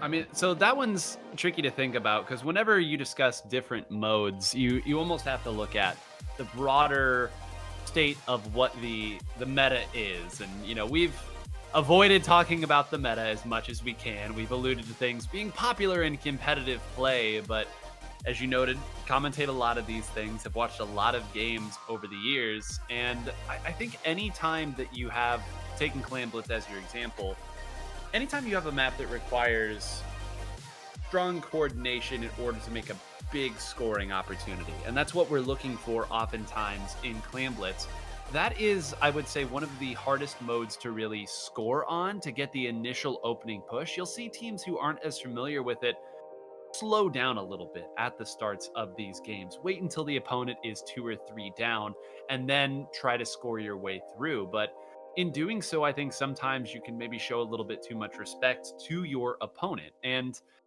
I think sometimes there comes a moment where you have to say, you know what? Let's toss the game plan here. Let's put the book aside. Let's go forward and fight and try to make our way through. And one of the real stages of development that a lot of competitive players have as Splatoon competitors is when they go forward and try to fight more. And you slowly start to lose the fear of what happens if I lose a fight. You'll lose plenty of fights. This is a game that is engineered for attention, to lose as many fights as you win. And I think that with Clam Blitz especially, players have a hard time moving forward, feeling as though losing one fight might turn the tables against their team entirely. But I'm here to tell you all watching at home, competing, maybe even playing in Splatfest as you watch, don't be afraid to move forward and fight things out. Eventually, you'll learn the timing of when to dive forward, when to sit with your team, and when to coordinate. But there is a skill set in this game that is built by taking lots of really awkward fights with your opponent and gaining confidence in those moments, expecting to win the fights that you probably shouldn't win. So I know that's a very long-winded answer, Zach, and maybe avoided the meat and heart of your question, but it's just something, as I hear these players talk about playing the game at this level for the first time and getting started in their journey, I just want to remind everybody that you're going to lose lots of fights as you go through the ranks, but you're also going to win a lot of fights. So keep a chin up and a stiff upper lip. And 9, we're going to be continuing on with this same storyline that we've sort of been following over the last several games, as our first semifinal match that we're going to watch is going to be Pacific Row, who we did just see dispatch handily the Cookie Cats 3-0 against Octo Rehab. So we are going to see two teams taking each other on that are both undefeated set-wise in this tournament. So lots on the line here. You talked quite a bit about, what happens when you lose. What do you gain when you lose matches? What can you sort of reflect on in your own gameplay? Neither of these teams in this tournament are really accustomed to losing yet. They've had a pretty nice go of it. This is, in fact, some of the first adversity that I think either of them will really be facing. And it is kind of a clashing of titans here. We have, of course, Pacific Row, who you've talked about, where we have folks that are in tune with the Splatoon competitive scene, that have seen some playtime in their day. And on the opposite side of things with Octo Rehab, we're able to clear through their pool side of things, had a nice cushy bye in the quarterfinal, but we've talked about in plenty of tournaments before, rest versus rust. Is that going to be an asset, or is that going to be a detriment to their gameplay for Captain Mayo and the rest of Octo Rehab here? And for Starbit and Pacific Row, they have effectively been rolling thus far, have done a very good job, have loved seeing some of the gameplay. Kylemsguy getting that great dunk of the Rainmaker, just barely avoiding that Booyah Bomb. vendiMachi making some great plays in their own right. And then K-Mills on the back of things with that sloshing machine, doing great work and not only farming some of their own Booyah Bombs, but also just getting chip damage on, especially in the tower control game that we got to see, which for this set here, we would have to go to a game 4 in order to see tower control. And instead, as we talked about, we'll be starting on Clam Blitz, Barnacle, and Diamond. This is one of the flatter maps that we have in the game. There are not many elevation changes. There is not this giant essential second level like a map like Robo Ramen has. It is all out there. There's only these slightly raised boxes and platforms, and you have to somehow navigate through that open area to get to what is called the basket, where those clams are going to be dunked. To quickly explain again, Clam Blitz, there will be individual clams scattered, typically in groups of around 3 or so, 3 to 4, around the map where players can pick them up. If you pick up 8 of them at a time, you get what's called a power clam, or can colloquially called the football, as that's what it appears to be modeled after. And then a player with a power clam can throw it against the barricade or basket in order to take that barrier down and reveal the basket where clams are supposed to go.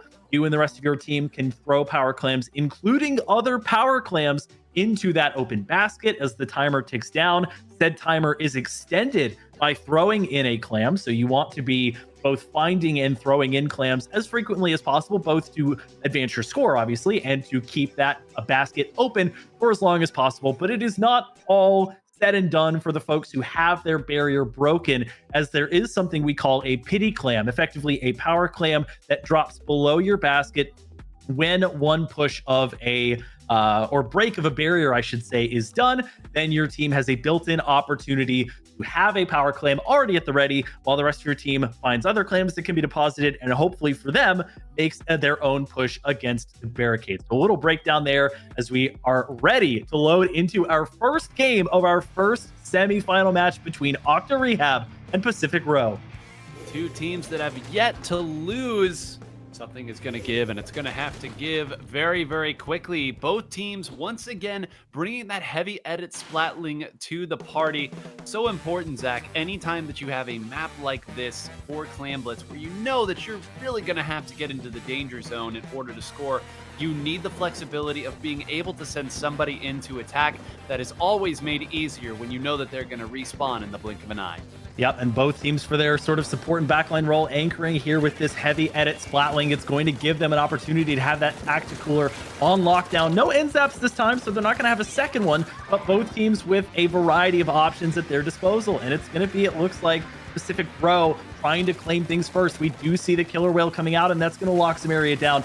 12 clams compared to 6 as they look for an opportunity to build up a power clam. A common strategy is to not throw that 8th and final clam on your carrier with 7 clams until you are ready, because when you're holding onto a power clam, the enemy team can see exactly where you are based on where that power clam is. So you really want to avoid that until the very last second when you're ready to break that barricade.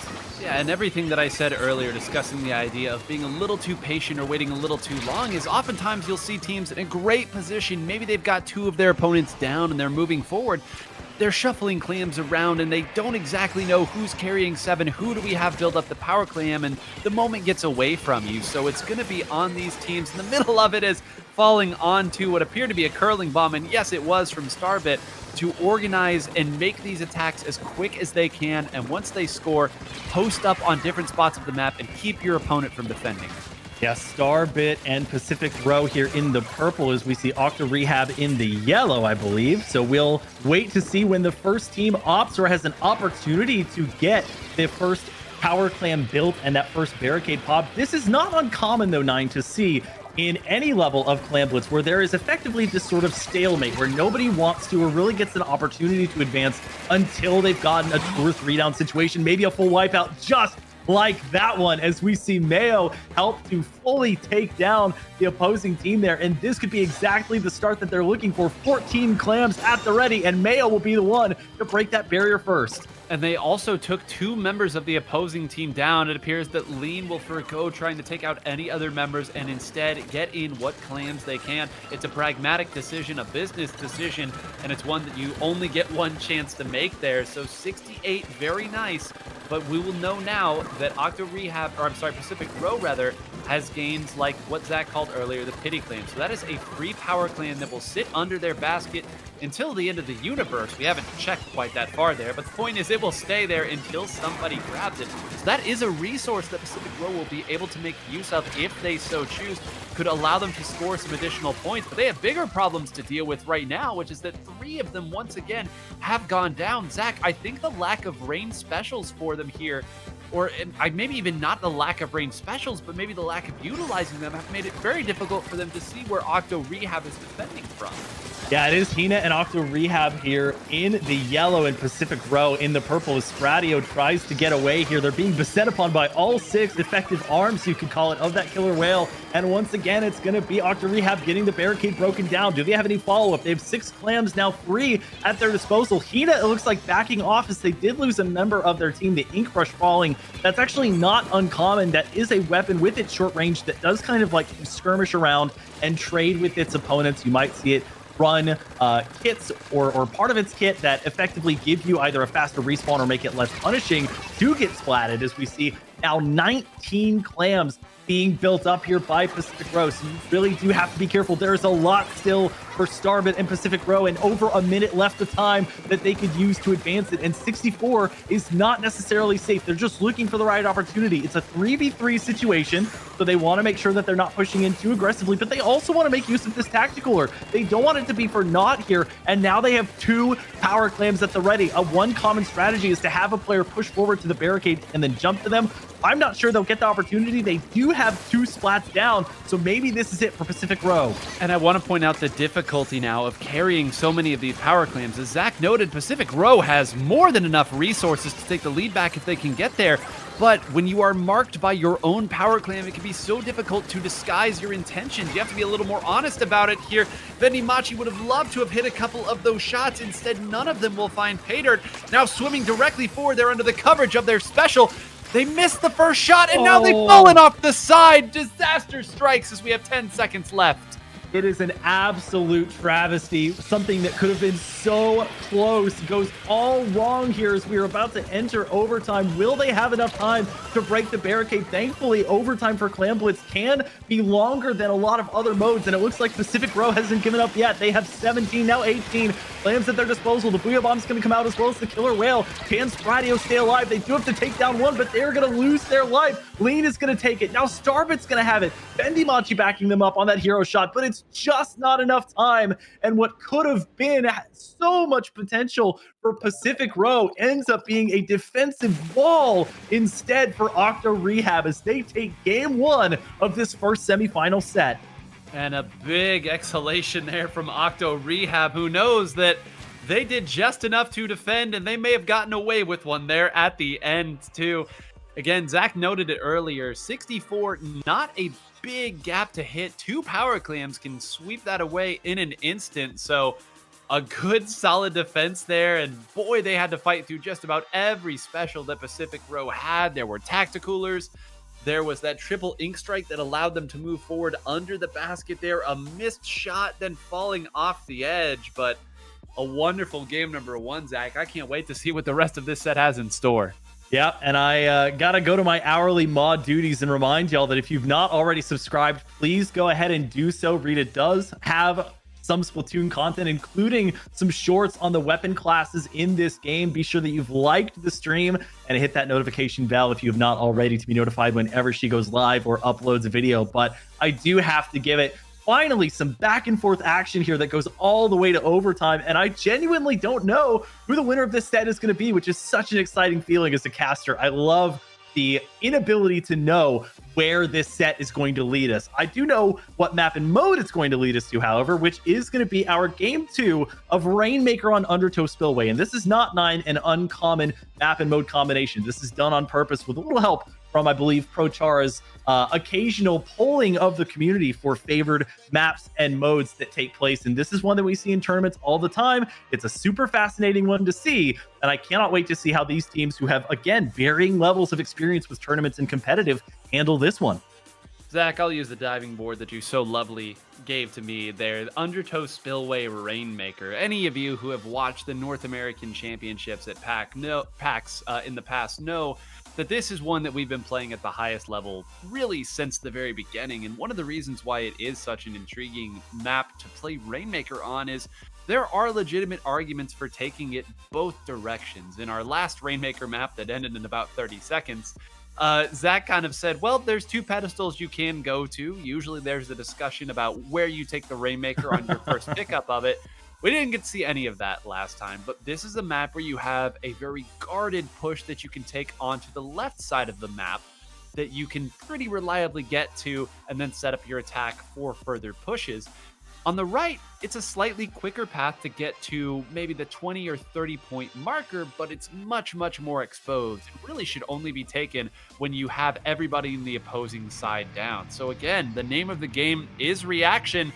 Pacific Row very strong on Rainmaker last time. Let's see if Octo Rehab has anything to say about it. Oh, and 9, I see a weapon after my own heart here. It's going to be the Tri-Slosher, specifically the Tri-Navo, which has emerged where the Tri-Slosher Vanilla had its day in the sun. This has become sort of a sleeper pick for a tactical or weapon here. And on the opposite side of things, the Inzap is going to be that weapon of choice as opposed to something like a heavy edit Splatling. But there will be a Splatling, 2, in fact, present in this game as we see a cheeky little Fizzy Bomb splat, it looked like, onto Spradio there. Again, the Fizzy Bomb is one of those bombs that you can charge up. It has a few different levels to it, which will sort of extend the amount that it bounces around. And Mayo wasting no time here. They do get stuck a little bit, but it's not enough. Actually, I would argue the less common of the two pedestals that gets used, despite being closer, ends up getting used, and it will be not quite dunked, but will just barely fall in front of that first pedestal.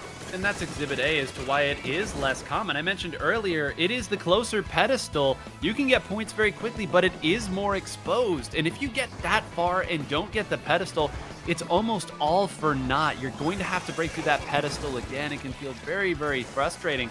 Pacific Road just enough on the defensive side, but they're getting outpaced for the time being. A nice shot there by Starbit to close it out.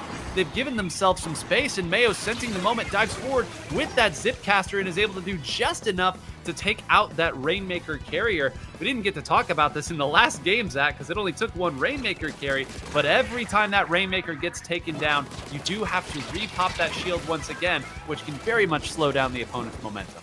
Man, a couple points I want to make there. First of all, Spratio thought that they were going to be able to get one of the easier double splats that we've seen. And second of all, Starbit, I think, as we see this Rainmaker about to get dunked by Kylemsguy, which they do. Starbit, I would hazard a guess that they have some competitive or at least ranked experience, because they seem to know exactly where to set up with that heavy splatling, just sitting behind that wall and using what little coverage that they have to stay out of the way there.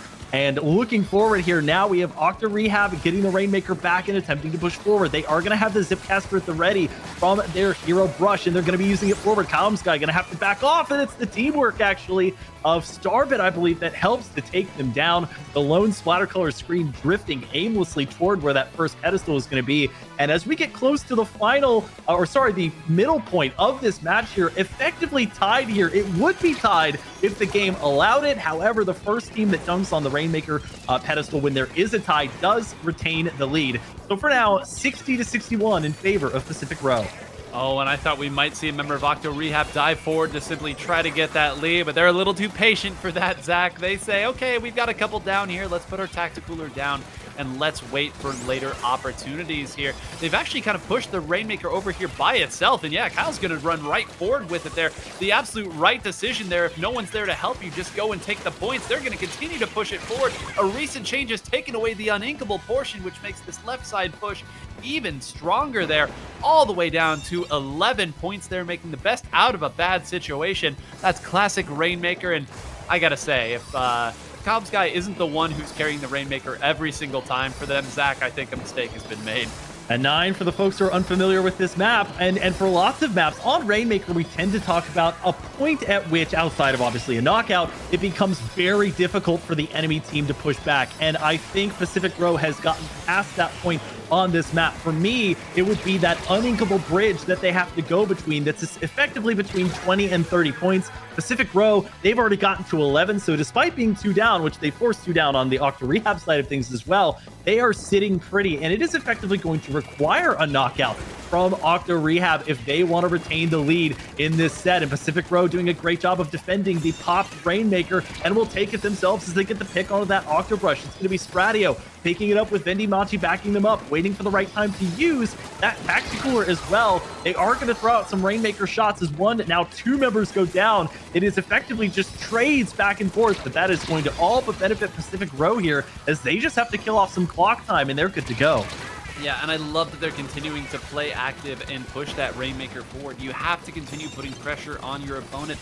The moment that you play passive in Splatoon is the time that things can start slipping away.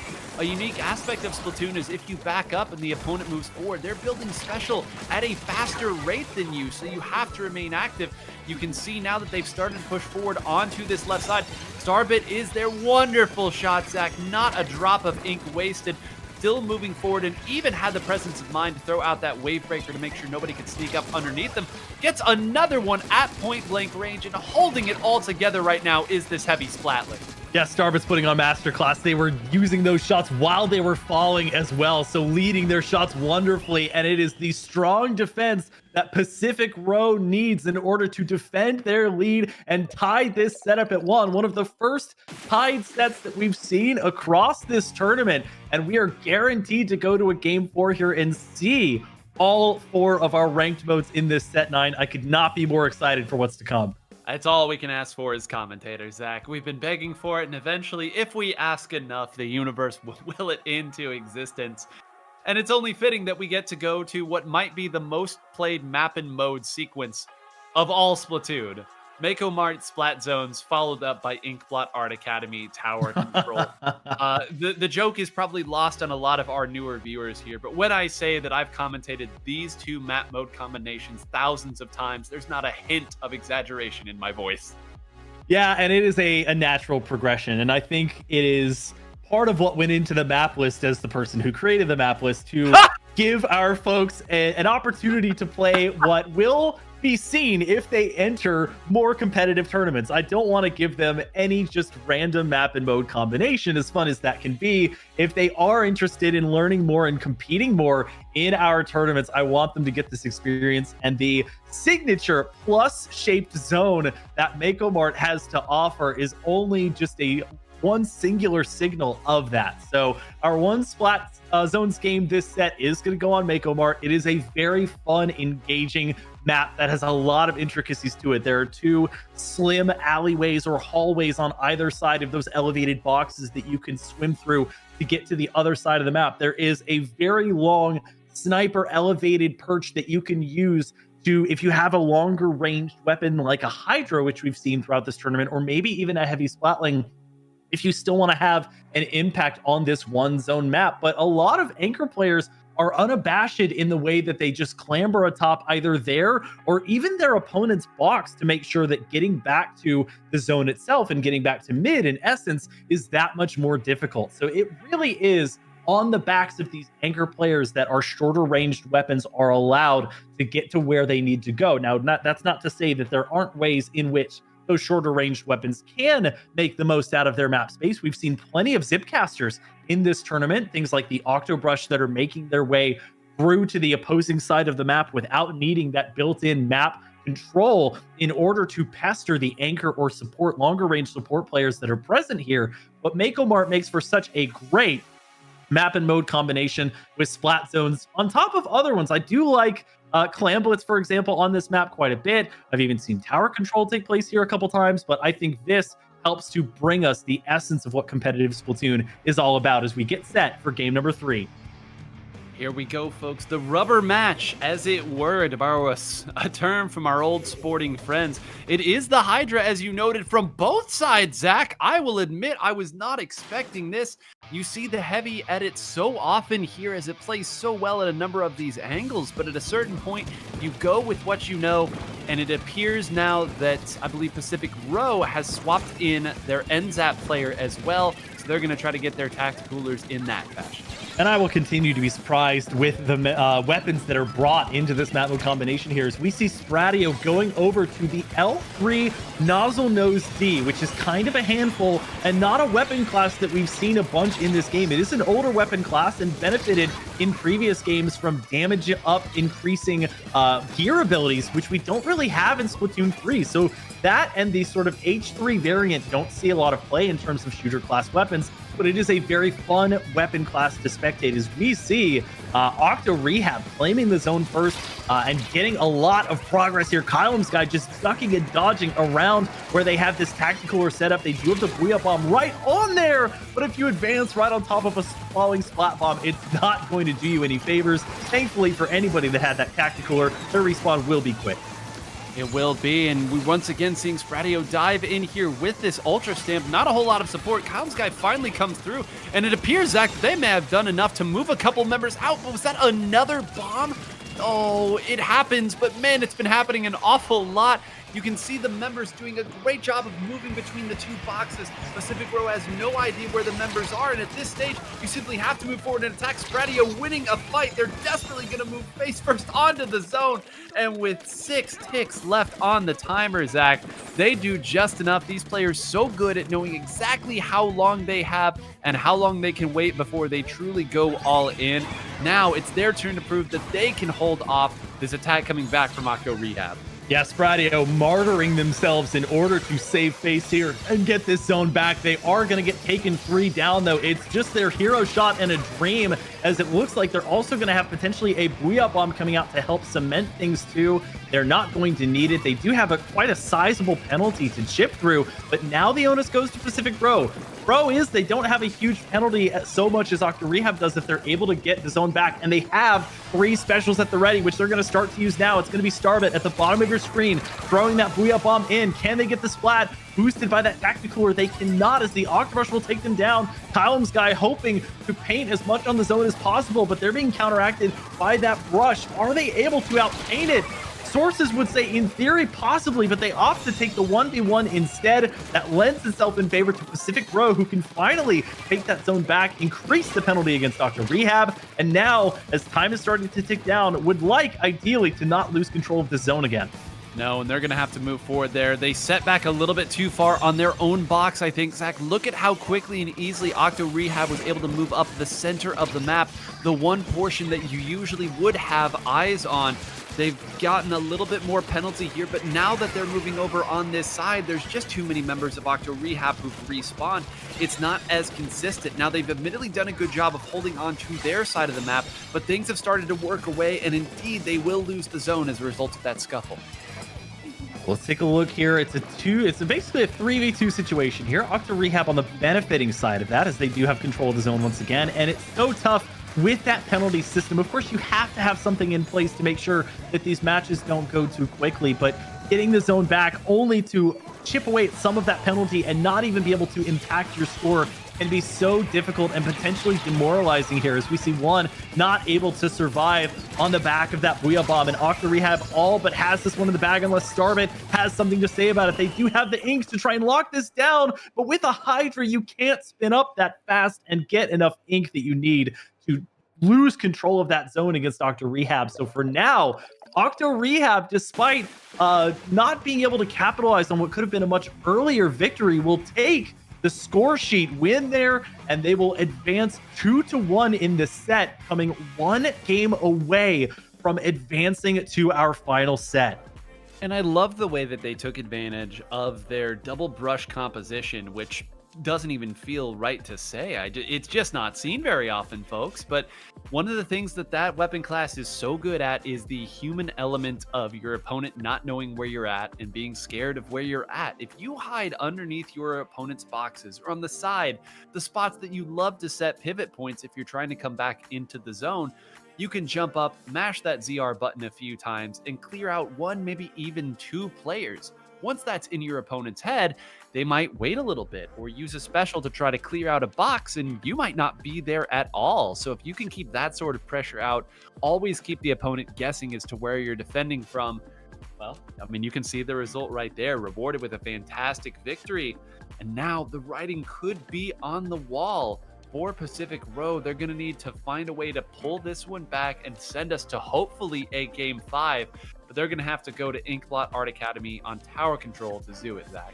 Yeah, and 9, again, we mentioned that we like to be as impartial as possible, but we love Splatoon and we want to see as much of it as possible. And I would love to see us go to a Game 5, both based on the map and mode that is in Game 5, as well as what we saw from these two teams in Game 1, arguably the closest set between them that we've had, or game rather, up to this point on Barnacle and Dime. I would love to see that back and forth come back into play on Museum de Alfonsino, but it's going to be Pacific Bro needing to get through tower control on Inkblot Art Academy first. And as you mentioned, this is a hallmark map and mode combination, and some of the exhibiting points of that are tight hallways and corridors. When you're starting from the center point of the map, there is a wall on the side of one of the first checkpoints that almost boxes you in. You do have several outs, but it feels pretty contained. And so you do have to be very careful of any specials or any just pure main weapon fire that will attack you or lambast you on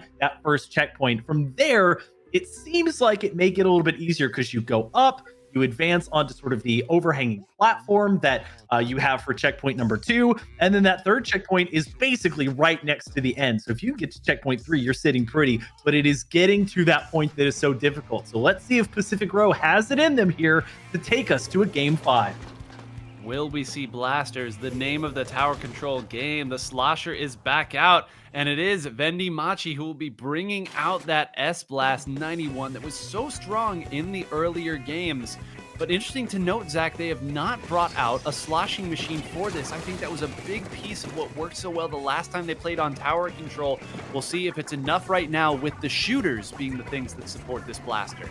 Yeah, and speaking of support, just looking at the gear abilities of our two Splatlings, not uncommon as we're seeing with these two players to see so much run speed be used that allows you to be much more mobile when walking around and charging up those Splatling class weapons, but already 3 down forced against Pacific Row. And despite the obvious lack of a sloshing machine here, Octo Rehab wasting no time in getting the tower first. And now a surprise little sneak attack. It's going to be short-lived though and counteracted by a tri-strike of their own from Octo Rehab as Pacific Row were trying to be a little bit cheeky there. And in essence, it does work in forcing them off of the tower and stopping that push at 87. So they are not going to get to that first checkpoint really as specials start to fly across the board.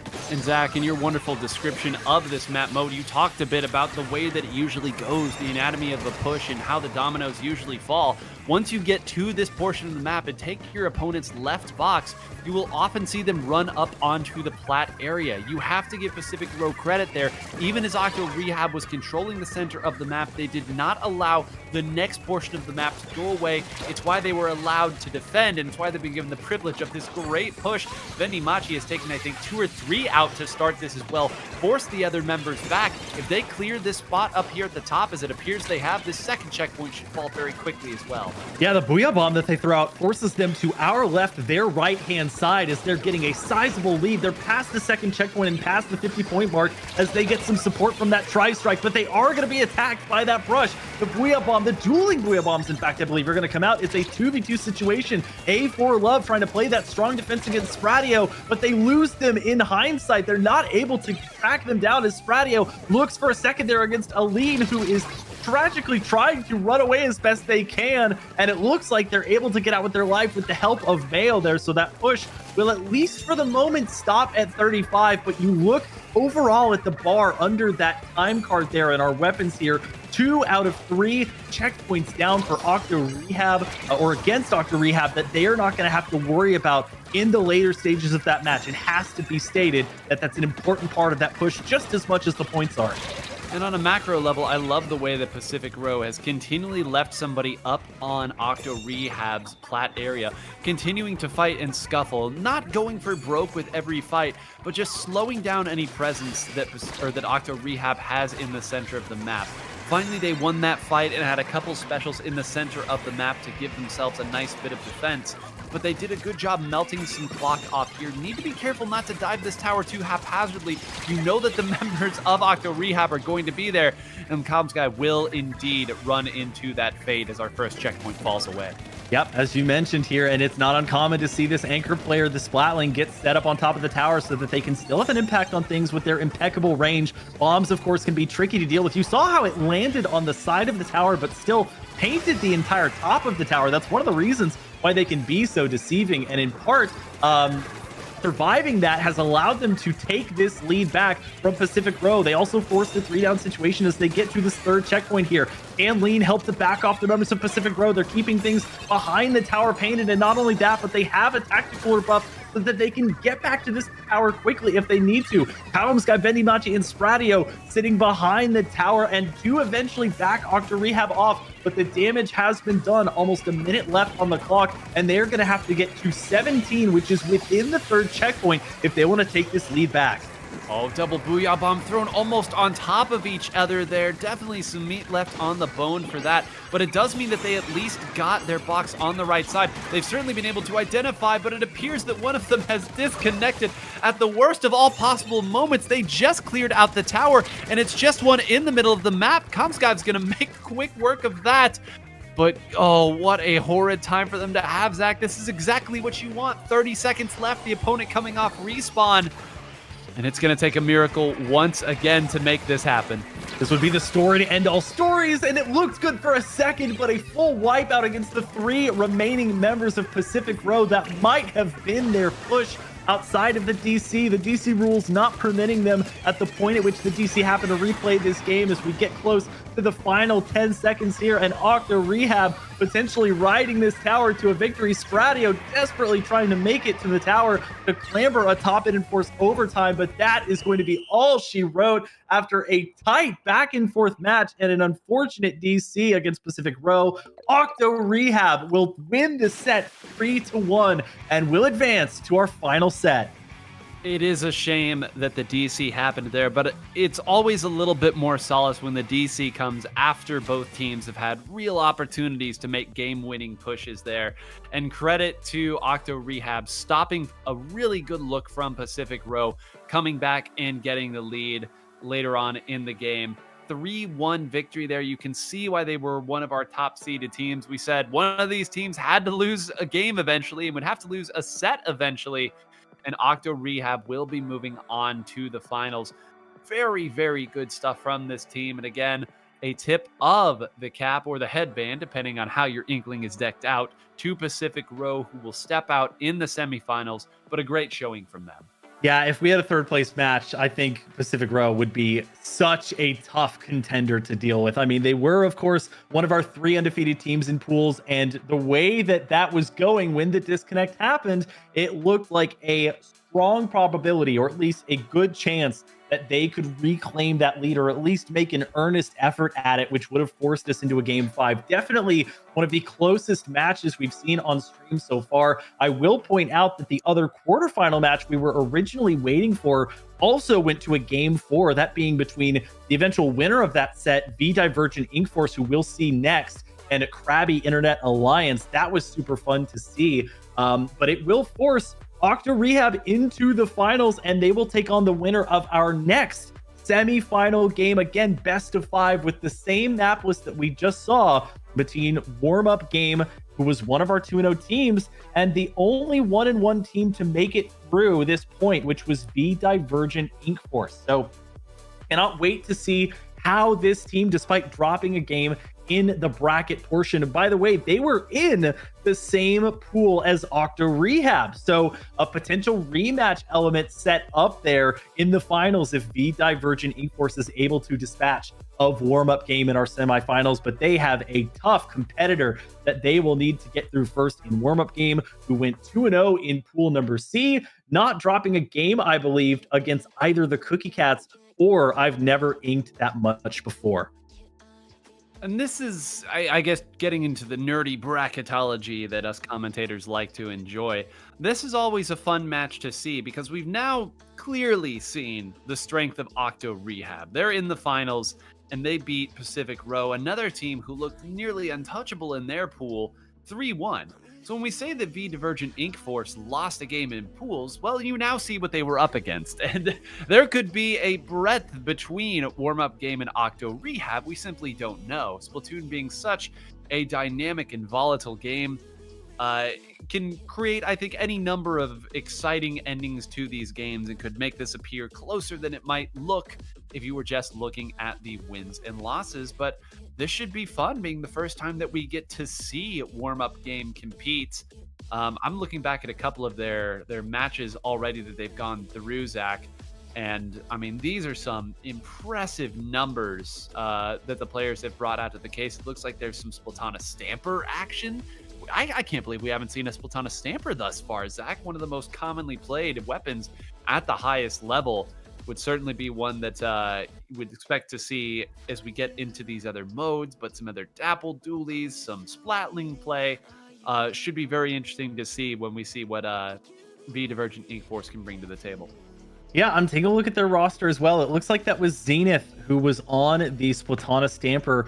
In one game, dropped a 21-1 KAD there with 3 Zipcasters used. That is a scary prospect to go up against, and they have plenty of supporting cast here. They have Twy, who was able to get 12 assists with their NZAP, with the tactical buffs in the game that I'm looking at anyway. They do have an anchor player, a Splatling, which has been a mainstay in this tournament. They've got Nebule, who's going to be on that heavy Splatling, and to round things out, Luca, who at one point was on the Neo Splash Amatic in 2 consecutive games, in fact, in their pools. That's what they were using in that game. And again, we come back to Warmup Game is our other team that got a bye. So Do they have any rust that they need to shake off, or is it back to business as usual from the couple of sets that they were able to play in the preliminaries, in the pools? And since we have a bit of time, I want to again thank all of our competitors today for showing up and being part of this, for joining a team, joining our Discord server, meeting some new folks, and taking the time to learn and play the game of Splatoon, no matter your skill level or exposure to the competitive side of the scene. I know in our interview, we even had folks say that they bought Splatoon 3 for the express purpose of playing in this tournament. And I only hope that if anybody's in a similar vote, or if you haven't picked up the game in a while, that you will continue to see what the game has to offer. And this weekend is a great opportunity to, as it is an ongoing Splatfest. We're still in the first 24 hours of the 48-hour Splatfest. So please, if you are at all interested and just want to pick up the game again, go join a team on the Splatfest. And to participate in it, you don't need to find a tournament right away if that's a little bit intimidating, or find a team, but there are tons of resources. And I think at the end, maybe we'll post in chat some of the great resources that the community has, that you can use to dip your feet into the competitive side of the game, or even just some of the fantastic gear and kitting resources that the community has built up from the ground. I mean, you've described exactly what I'm going to be doing later, Zach, which is hopping on with some friends and playing Splatfest. What team are you? I was thinking theme park primarily because I like the ink color. I mean, I think the ink colors all pretty much look good. I think they have, I don't know what sort of texture or overlay that they've done to it this time, but I think if I'm remembering correctly, sort of that nice calming color there. I think it's the blue for Fry's team, is what we wanted to opt toward. All of them look great. I mean, I think as far as the actual question goes, a palace would be cool, but I don't know exactly if I could do everything that the palace has to offer. And I don't know if I've ever been much of a beach person. Like I get sunburnt really easily, and I, am not great with like salt water and stuff. So I've always been more of a pool swimmer than a beach or sea swimmer. So that leads me to a theme park which has endless opportunities based on whichever theme park you go to, as long as it's not Wahoo World. Yeah, Wahoo World, not great. Except for, I think, canonically in the world of Splatoon, Wahoo World is heavily beloved. And our fishy fish mascot that terrifies all of us, very alarmed seeing that visage, is instead extremely popular in that world. So brings a tear to my eye thinking of how wrong we've gotten it here. But, that's how the cookie crumbles in the fanon versus the cannon, and so on and so forth. But pretty much everything you said there of what you would pick and why, very much the same for me. I would lean towards Palace. So I would lean towards Palace. I, too, am not sure if I'd be able to do everything there. But I have one terrible weakness, Zach, and that is that stepping outside for more than 10 minutes causes me to fry like bacon. We're very much alike in that way. 120 it doesn't matter. No matter how strong the sunscreen is, I will cook, I will fry, I will be like the chocolate chip cookies that we discussed a little bit earlier there, as I still have not eaten cookies yet, but I will also remedy that after this is done.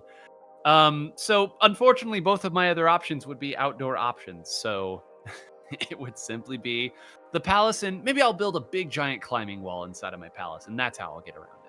Depending on the palace, maybe they have a Ferris wheel or something built in, or a swimming pool, something of that nature. So, and maybe the allure is that you can't do everything in one day. So you have to portion out your time appropriately to make sure that you're making the most of your day in the lap of luxury, as it were.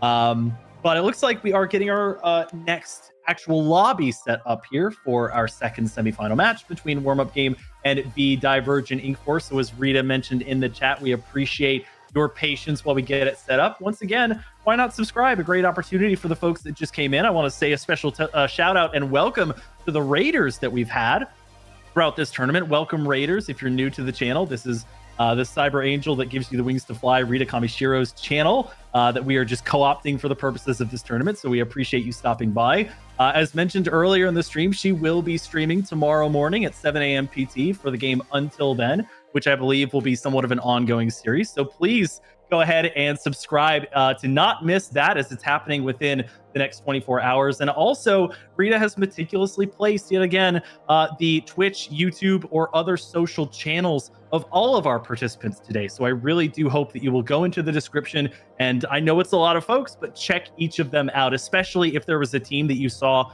that caught your eye, or somebody that you recognize. Maybe you recognize somebody from a team, but you don't know their teammates. Go ahead and give their links a check out so that you can see if you enjoy their content. And there is a wide variety of not only experience levels with the game of Splatoon, but also the level of content that they upload. Some of it could be geared solely or almost majority towards Splatoon, and some of it could be much more variety oriented. You never know what you're going to get, and we have such a great variety of streamers, content creators, etc. that are available in the description. So that's my little plug session. I just wanted to make sure that we got that out there for everybody as we look at the rosters now for our teams coming up, captained by Nintendo 64 and Twy. Now, I did a little bit of digging here to make sure that I had this correct. But I do believe that Zenith, who has been competing in this event for a warm-up game, Zach, there are many players named Zenith in this community, or Zenith, depending on the pronunciation.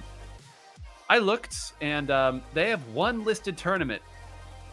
It is Mode Cup Light, number 1, Splat Zones only, a top 4 finish with Atomic, Red Shell, and Yo Shell. Oh my gosh, you are kidding me. No, so for those of you who maybe don't understand what any of that meant, which is, a good chunk of you if you aren't deep in the weeds within the Splatoon competitive scene, Mode Cup, a very, very high level tournament. To get top 4 in that tournament means that you have incredible individual skill, and they were teaming with some North American championship competitors. So keep an eye out on what Zenith, or I believe Homura would be the name here that they've currently listed as, what they're capable of, because when a top player really gets on a roll, they can create some incredible plays. So that would be my player to look out for as I'm doing so. I'll do you one better, and I've looked at their Sendo.ink page, and quick aside on Sendo.ink, it is a fantastic community-built resource that does so many things. You can look at builds for the weapons that you want to play. You can look at builds based on how popular they are, or players who are in a certain difficulty division of server. But looking at Zenith specifically, the amount of tournament badges that they have on their profile is incredible. And they've been top 100 in both Splat Zones and Tower Control. So they are a force to be reckoned with. And they are, again, on a weapon after my own heart here with the Tri-Slosher. And on the opposite side of things, a weapon I have not seen in a tournament setting in, I cannot remember how long, the Luna Blaster Neo, pairing up with some other short-range weapons, as well as that heavy edit Splatling. Well, I'll tell you, the Luna Blaster Neo really, it gives you kind of an idea of what they're shooting for with a short-range weapon like this. They give it a really, really strong sub-weapon that can kind of cover some of its weaknesses from a range perspective. And then they give it that Ultra Stamp to allow it to have sort of an explosive continuation type once it moves into an attacking position. But of course, it needs a little help getting in that position to begin with. So it'll be really interesting to see how they try to enable Nintendo 64 here on this weapon to pressure some of these power positions and work their way up. Yeah, and despite its shorter range, which does give it some closer range ink coverage, it's still a blaster, so it does have the same shortcomings as the blaster class, and not included in that is getting caught between a rock and a hard place there. Zenith is going to find not one, but two who were trying to move forward with that power clam in tow, showing some of the devastating offensive power that they have. The two indirect shots are going to pick them up a delayed third, but Nintendo going to help to take them out. Unfortunately for them, it's going to be warm-up game already getting that barricade dropped. All 4 members of their team will also drop, but that is going to be the lead starting out here for warm-up game, it looks like, based on our colors at the top left.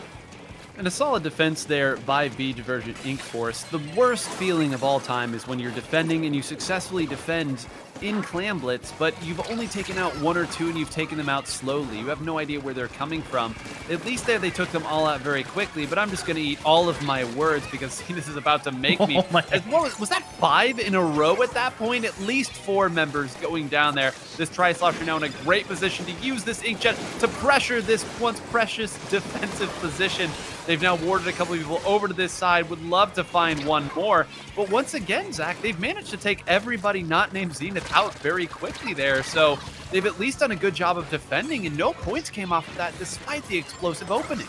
Yeah, Autumn able to get the pick there, and that's a delayed splat, so that's going to mean the rest of their team will not be able to really move that much far forward here without Zenith in tow, at least if they want to go as a full squad. But they get back into the action quickly here.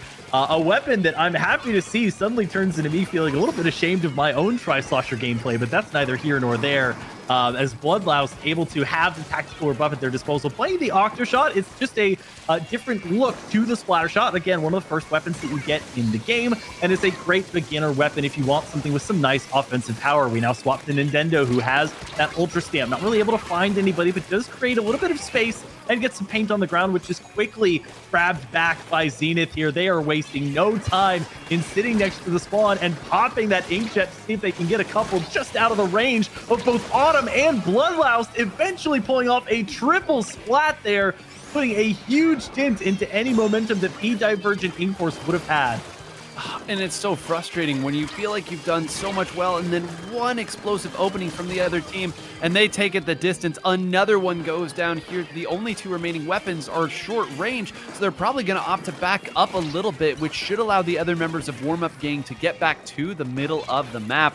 So yes, you have stopped the push, but you have a long way to go to get any sort of sustained attack on the opposing side, and they haven't even cleared their own side. So Zenith once again closes out, falls onto a bomb, but certainly Warmup Game should be able to stabilize at this point if Nintendo doesn't get a couple with this, but that's a wipeout. Hold on a minute. They did enough on the other end. Does V-Divergent Ink Force, after defending for the first 4 minutes of this game, have a counterattack in them? They've got enough clams to steal this lead if they can get close enough. Yeah, what a comeback so far. The proverbial golden goose has been cooked, and that is the lead for V-Divergent Ink Force with a minute left to play. That is exactly why I'm so glad we started with Clam Blitz for this one, because of its back and forth nature. And now the onus shifts back to Warmup Game. They have a penalty to chew through that I don't think is going to make that much of a difference. In fact, if I think they get a power clam in, because of the way the scores are structured, they'll get 49 inherently, so they will get the lead back and then some. And they do have the power clam plus a couple. They are going to lose Luca, though, who was stuck in the animation of that tri-strike. So 2 down, not including Zenith there, with 30 seconds to play. Oh, Autumn did a great job getting Bloodlust out of that situation, was stuck with no ink, and they've taken another one out, Zach. Just 20 seconds left. They're going to probably move forward and try to take out that carrier, and I love that they're using their specials to do it here. Ward off a couple members, identify where the attack is coming from, but I think Zenith got behind them on the left side. They have to close it out here, and I would almost like to see them throw these power clams so that the opponent doesn't know where they're coming from. Zach, we have entered overtime, and as you noted, all they need one power clam to take it. Zenith has taken one out, is blocked out. There's just one left. It's Bloodlouse. They should be able to swim it too. Can they respawn in time? A couple of seconds, and no warm-up game.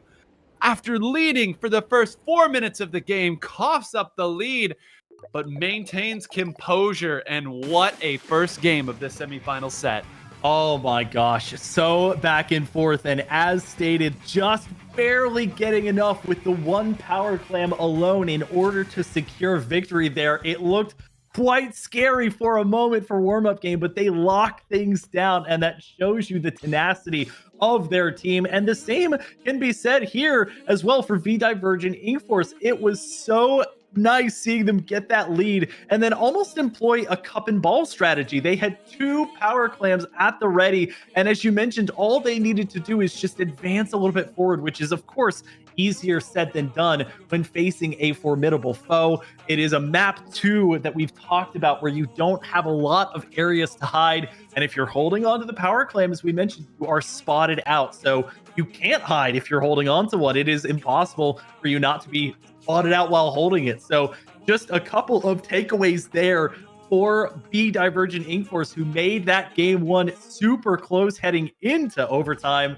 And it is going to be our game 2 coming up next. Rainmaker on Undertow Spillway. I will drop the aside of Zenith in chat stating that they dropped what we might call a 30 bomb, getting a 30 splat and assist ratio there, or number of splats in that game 1, as we see a great replay. Shout out to our replay coordinator here, CKK. I'm glad that Zenith has come and given the self-report there. This match, to let you all a little bit behind the scenes, has been moved off of the tournament manager in the NSO app. They were having some trouble, so they're simply playing it via pool. But that unfortunately means that Zach and I don't get to look at the stats live, which is, one of the big benefits of using this system. And I was worried that game was going to be lost to time in terms of what those numbers were. But, sometimes stats can feel a little empty, but every single big push they made was on the back of an explosive play by Zenith. And there at the end, I called out that Zenith was on the left side attacking the members of V-Divergent, and I think they even had an ink vac in order to cover that run-up, because the Tri-Slosher, for all that it does well, it doesn't have its own lethal bomb to make its own coverage. It needs a little bit of help sometimes to get in to attack the opponent. They did just enough. If you've got a lion, let him eat. I believe that was one of the quotes in the Zelda manga that I read last week. So I'll review that, and nobody fact check me, please. You will do great on Rita's channel. Rita is also massively into the Zelda franchise, so you would fit in just fine here as we get into game 2, going into Undertow Spillway Rainmaker, and a charger that is not a squiffer going to be coming out. It is the Vanilla Splat charger taking shape here from Nebule as they look to see if they can find anyone, but it is going to be the Rainmaker shield popped by Bloodlouse and crew, looking to get the Rainmaker first, and they will. The charger actually having to back off there due to being accosted by a couple of subs, and Nintendo 64 with basically free reign to pop that first checkpoint. And I love how quickly the decision was made to grab it and take it over to this side. You don't always know exactly where the last 2 members of the enemy team are, what their respawn cycle is, so sometimes you have to grab it, move forward, and take the points where they come. That's the nice thing about this left side push, although for us right now it would be the right side here for warm-up game as they come out of their spawn. But even if you don't get that first checkpoint, you typically have a guarded way to get back to it and try again. But they got the checkpoint that time. Anything at this point would be big, big points. Yeah, we've mentioned Nintendo's game before. We did not mention that they brought back that Luna Blaster Neo. They will fall, unfortunately, without being able to use that hammer, that Ultra Stamp ability, which they will go down with. Autumn trying to both make use of the tactical rebuff and also get some high ground here, which can be few and far between, but now Nintendo getting a bit of revenge as they're able to pick up one, looking for the second splat. And did we mention that it can be thrown? Because we just saw a great exhibition of how that Ultra Stamp can be thrown, resulting in another splat. Use every part of the special. Lovely, lovely stuff. Create some chaos, take one out, and then toss the last member who had retreated. Now the only thing left is to get a little support for our Rainmaker carrier here. Watch the top there that Nintendo's shooting at, because that's probably where the bombs and blaster are going to come from. 45 gets swept up pretty quickly there, and certainly any follow-up attack will be eaten by this ink back. It is now tossed into the center, but 45 points. It's been all V-Divergent thus far.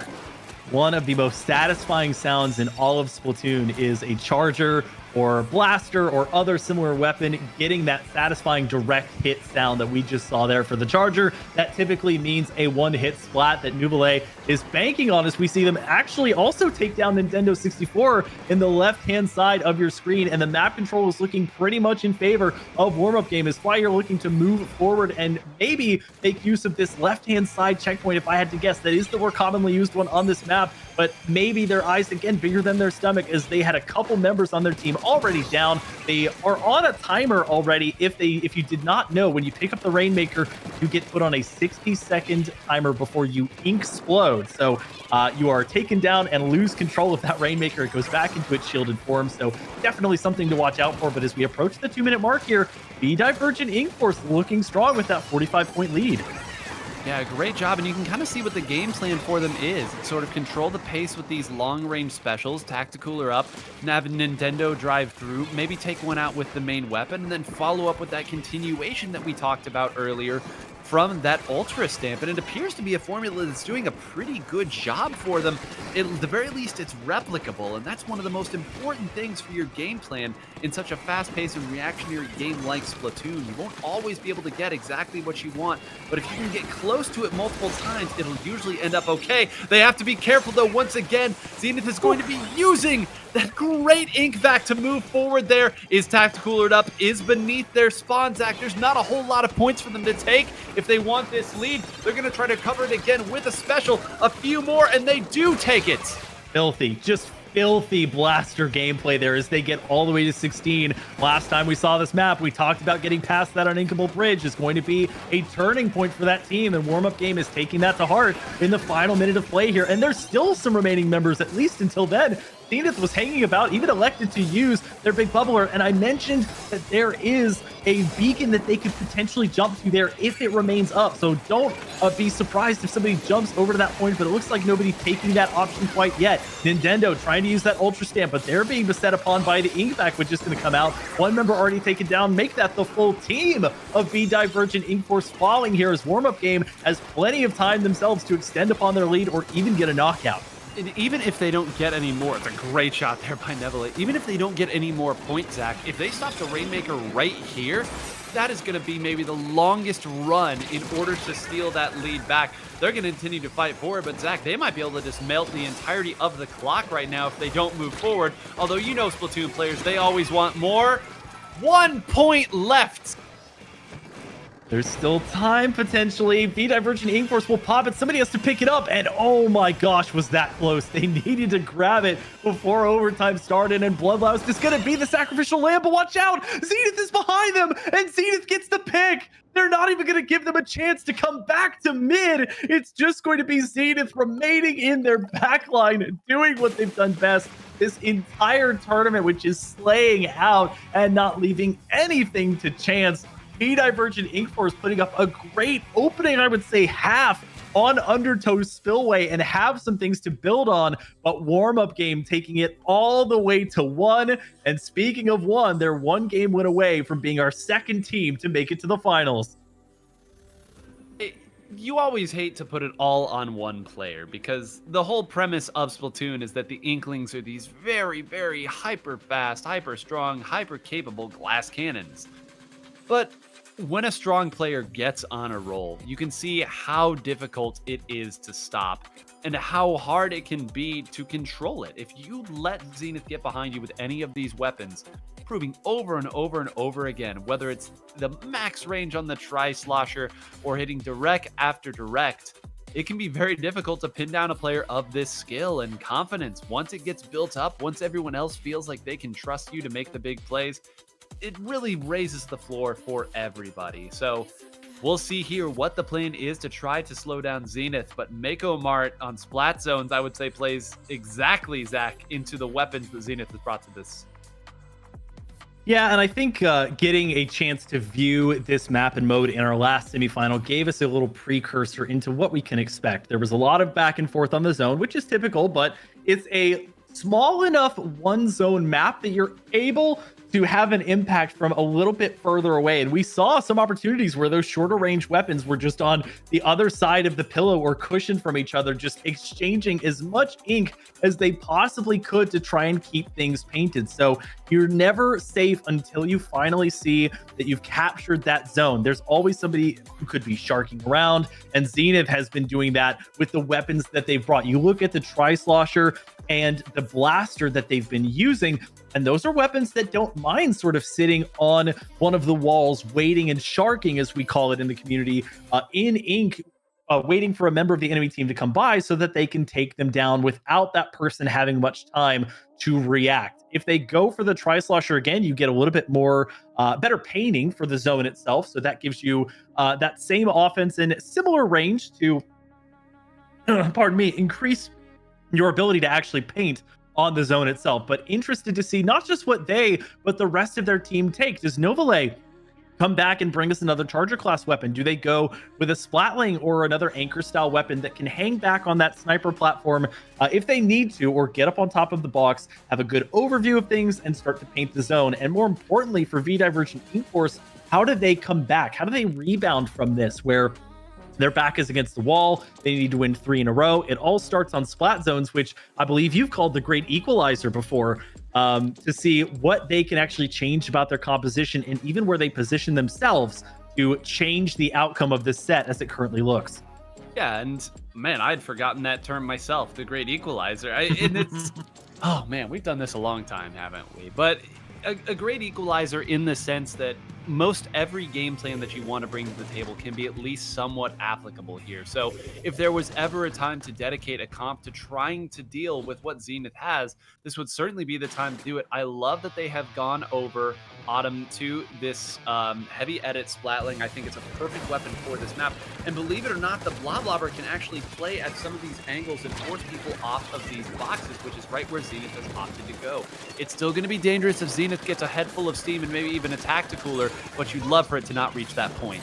Well, and V-Divergent Ink Force on their side of things is going to have 2 Tacticoolers potentially, I think, to work with here. They're going to have the heavy edit, at least, rather, to go forward with. On the other side of things, they have the Inzap as their Tacticooler procking weapon. But I did want to mention the weapon that actually just got splatted. It's the Paintbrush Nouveau. With those 10 missiles back, Zenith's going to be moving forward with the Inkjet, as I mentioned that. But the Paintbrush is going to give them one of those global specials that you were talking about. So V-Divergent Ink Force and Nintendo, who swapped from the Lunar Blaster Neo, is going to be piloting that, which does like to be close and doesn't have quite the swing speed as the other variants of brushes. So you're going to want to really position yourself well and use these boxes effectively, which Autumn and Byron in their own right are going to be doing. And the blob you talked about, not just for the main weapon itself, as you see a couple of stray bubbles get a splat there, but also the Ink Storm, which may have contributed to that splash.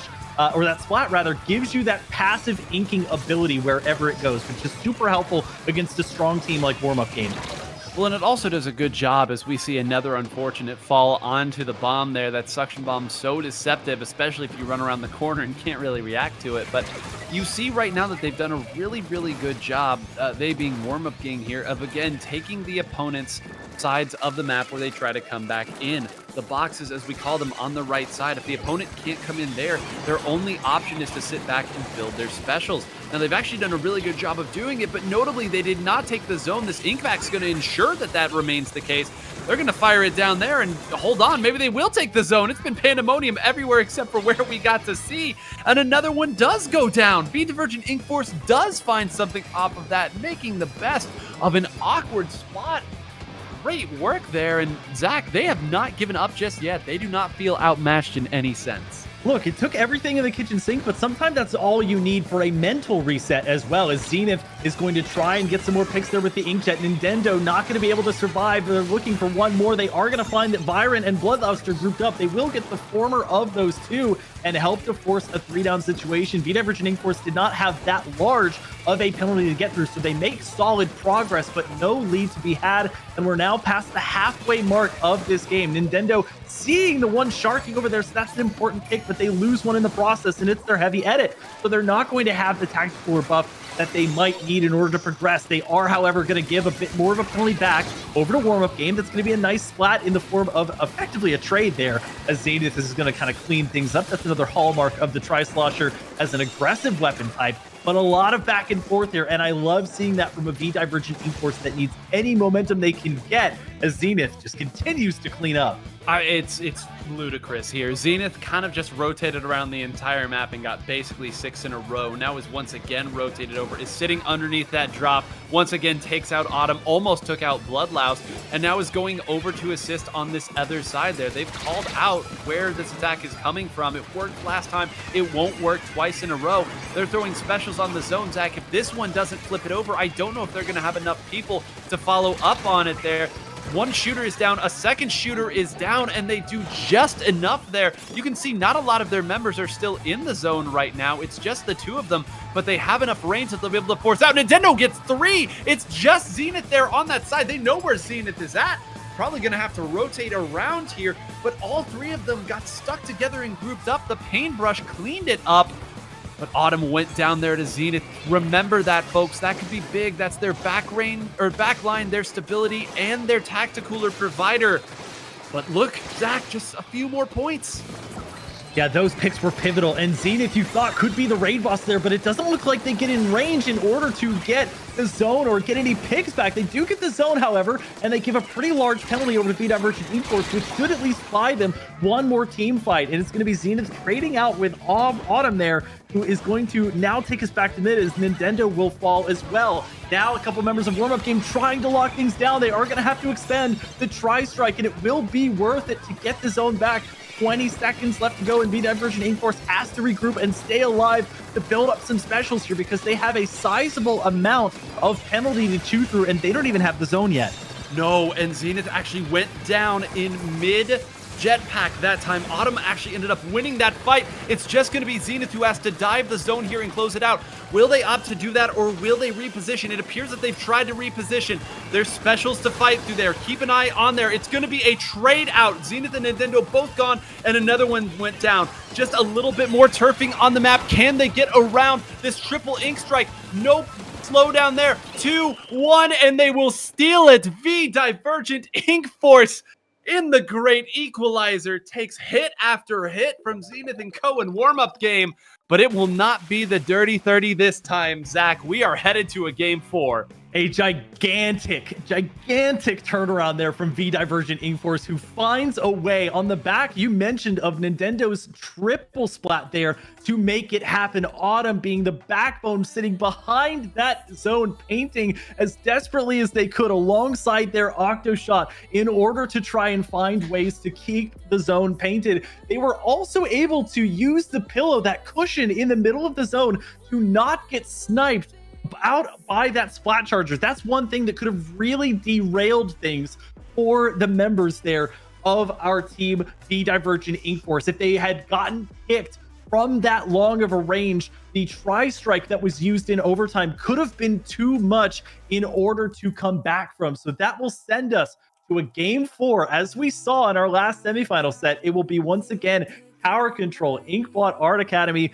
And as we have a Nuggy Raid come into chat for the rest of this semifinal set, and hopefully for the rest of our tournament here, I'm so excited to see how V-Divergent Ink Force opts to take this momentum and transition it to the only ranked mode we have not yet seen in this set, being Tower Control. Take a deep breath, everybody. These have been 3 very, very close games here, and I'm glad that this didn't end up as a 3-0, because I think it would have hidden the story that you would see if you actually watch the games and the set. Sometimes it can't be simplified to the bottom line. It is so good that V-Divergent Ink Force gets a win and lets everybody know what kind of set this actually was. Now, I guess the question is going to be, what weapon will Zenith pick? We've kind of noted in the earlier sets, rotated around some Dapple dualies, also ended up using the Splatana Stamper, now has played a Blaster, so you think that that would certainly be an option here on Tower Control of all places.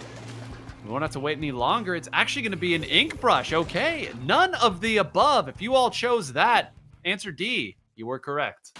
Classic commentator's curse there, just willing everything that they've played so far out of existence to make room for the new.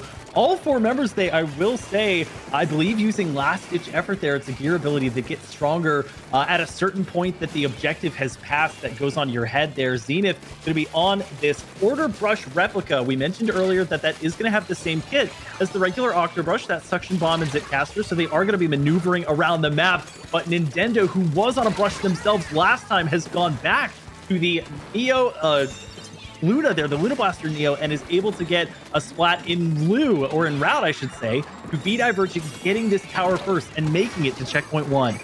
Would love to do this up quickly there. They're going to actually throw the triple ink strike right at their tower, assuming that nobody could sneak up and grab it there. Zenith is going to take 2 out, and Bloodlouse going to run the opposite direction, which is generally a pretty good idea, but went a little bit too slow. Zenith does close that out, and now the brush is in a very difficult position to handle. You don't know exactly how it's going to attack. They did a good job of warding them off there, but need to be careful not to go down to the triple ink strike. I believe they all got away and now have surrounded the tower.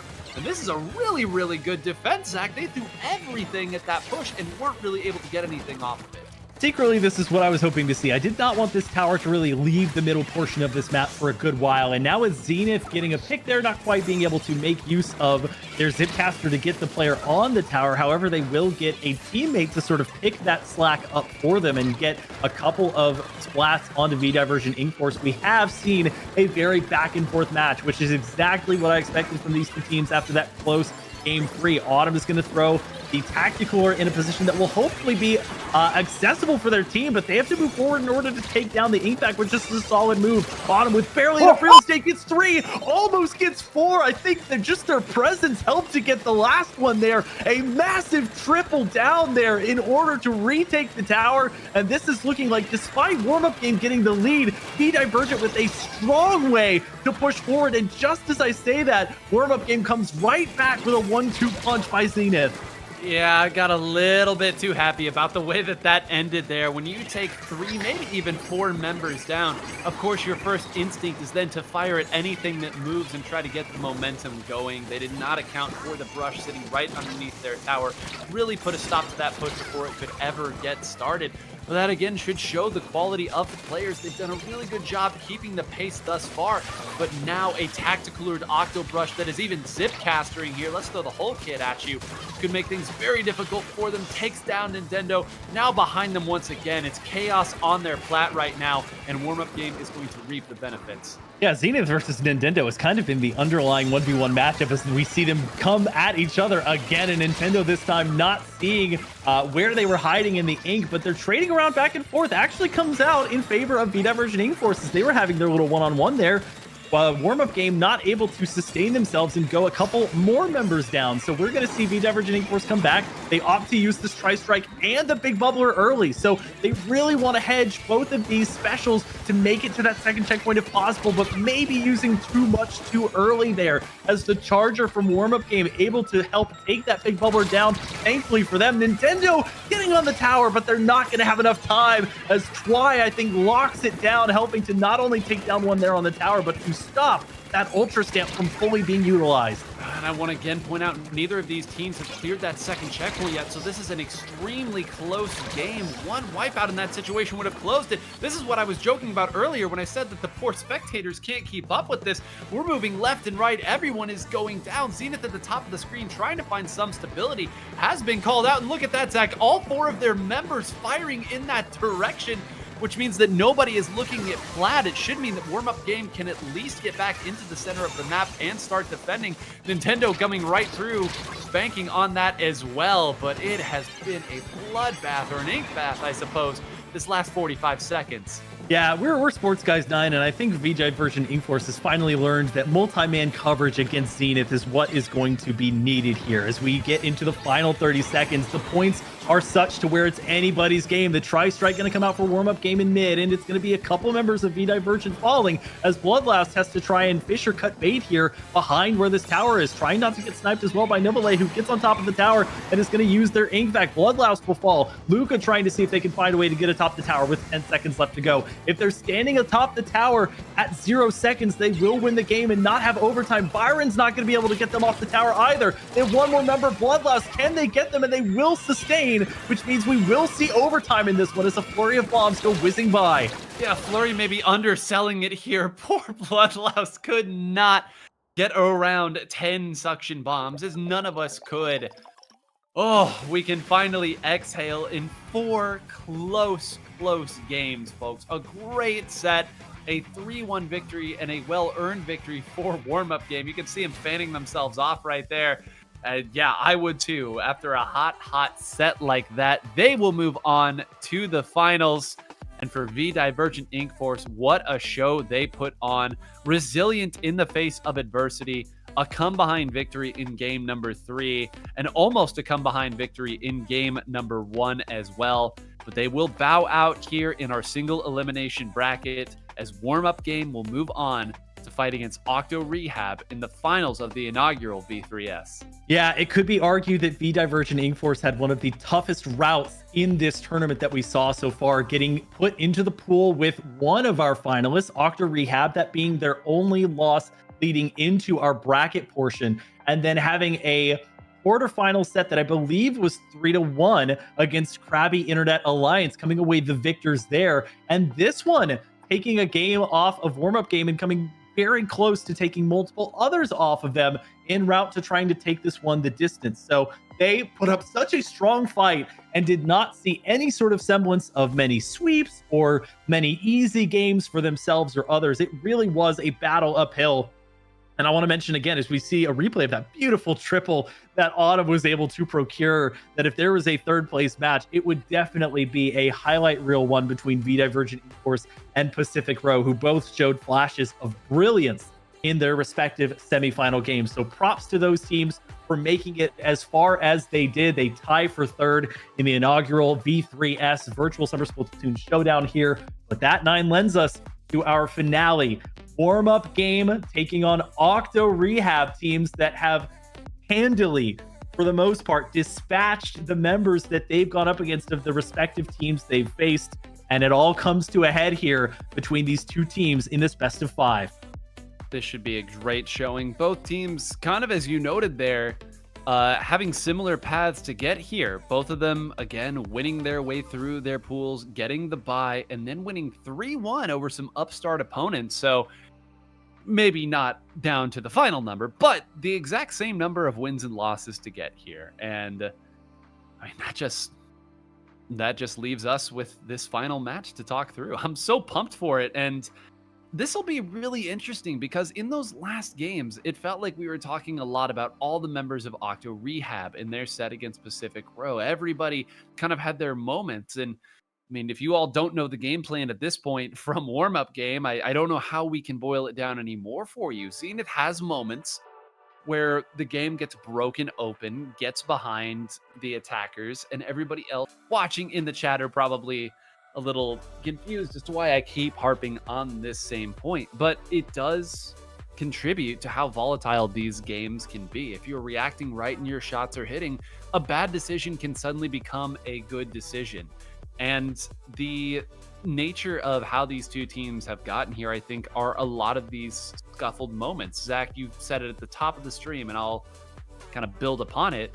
These are pickup teams in a lot of respects. These are not teams that have years of experience playing with each other, playing off of one another, and communicating with one another. So it comes down to reactions in the heat of the moment and the experience that you have. So that's why we're seeing some of these wild highlight moments. And it's been so nice that production has been able to showcase a lot of these highlight moments over and over, because Splatoon is a game that's engineered to have many of those highlight moments and explosive plays. And we can only hope that we get a number of those in a nice long set, Zach. We've been here the full distance. Let's just go the distance in our final one too. Yeah, why not? And just taking a look quickly at our actual rosters that are going to be featured once again to remind everybody of where we are. Octo Rehab featuring Mayo, Hina, A4 Love, and Lean are going to be going up against the team of Twy, Luca, Zenith, Nuvele, and Bab as their subs. So lots of great opportunities here. Just looking back at some of the past matches that they've had, you see Hina there for Octo Rehab as being one of their anchor players. They've been on a couple of Splatlings, including the Custom Hydra. A4 Love has been on a couple of different shooter and dually class weapons. Lean has been favoring those brushes, which have been a pretty strong choice in this tournament series so far. And same thing goes for Mayo, who has been on the Octo Brush, or at least the DLC variant of it. And then looking once again at warm-up game and some of the sets that they've played, we talked already about Zenith and the variety of weapons that they've displayed in this tournament. We didn't even see them, Nine. We talked about the Splatana Stamper and them playing that in pools. We didn't even really get to see that in the semifinals for them. So that is another just tool in their back pocket that they have to bring out on top of the Blaster and Tri-Slosher that they had. They, alongside them, have Nuvele, who has been their anchor player, going between things like the Heavy Splatling and also the Splat Charger. Luca on shooter class weapons like the Neo Splash-O-Matic that gives them some triple ink strikes, which has been another pretty popular special. And rounding it out, we with the N-Zap, giving them that needed tactical buff. And we're likely to see that continue into this final set with the map and mode combinations being listed. Guaranteed to see Rainmaker, Splat Zones, and Tower Control, and some classic ones on here, 9, including our Game 2 of Splat Zones Hagglefish Market. Zach, you and I got to commentate the first Splat Zones game on Hagglefish Market, and it may be the best game of Splat Zones on Hagglefish Market that will ever be played. That very initial welcome to the Splatlands Invitational that we got to cast on the big stage together. This is a map that just brings back and forth and pulls and tugs, and it just seems like it either ends in a moment or it goes the distance, with both teams scrambling to get some measure of control at the very end. Many a tournament has been won on it. Many a hype game has been played on it.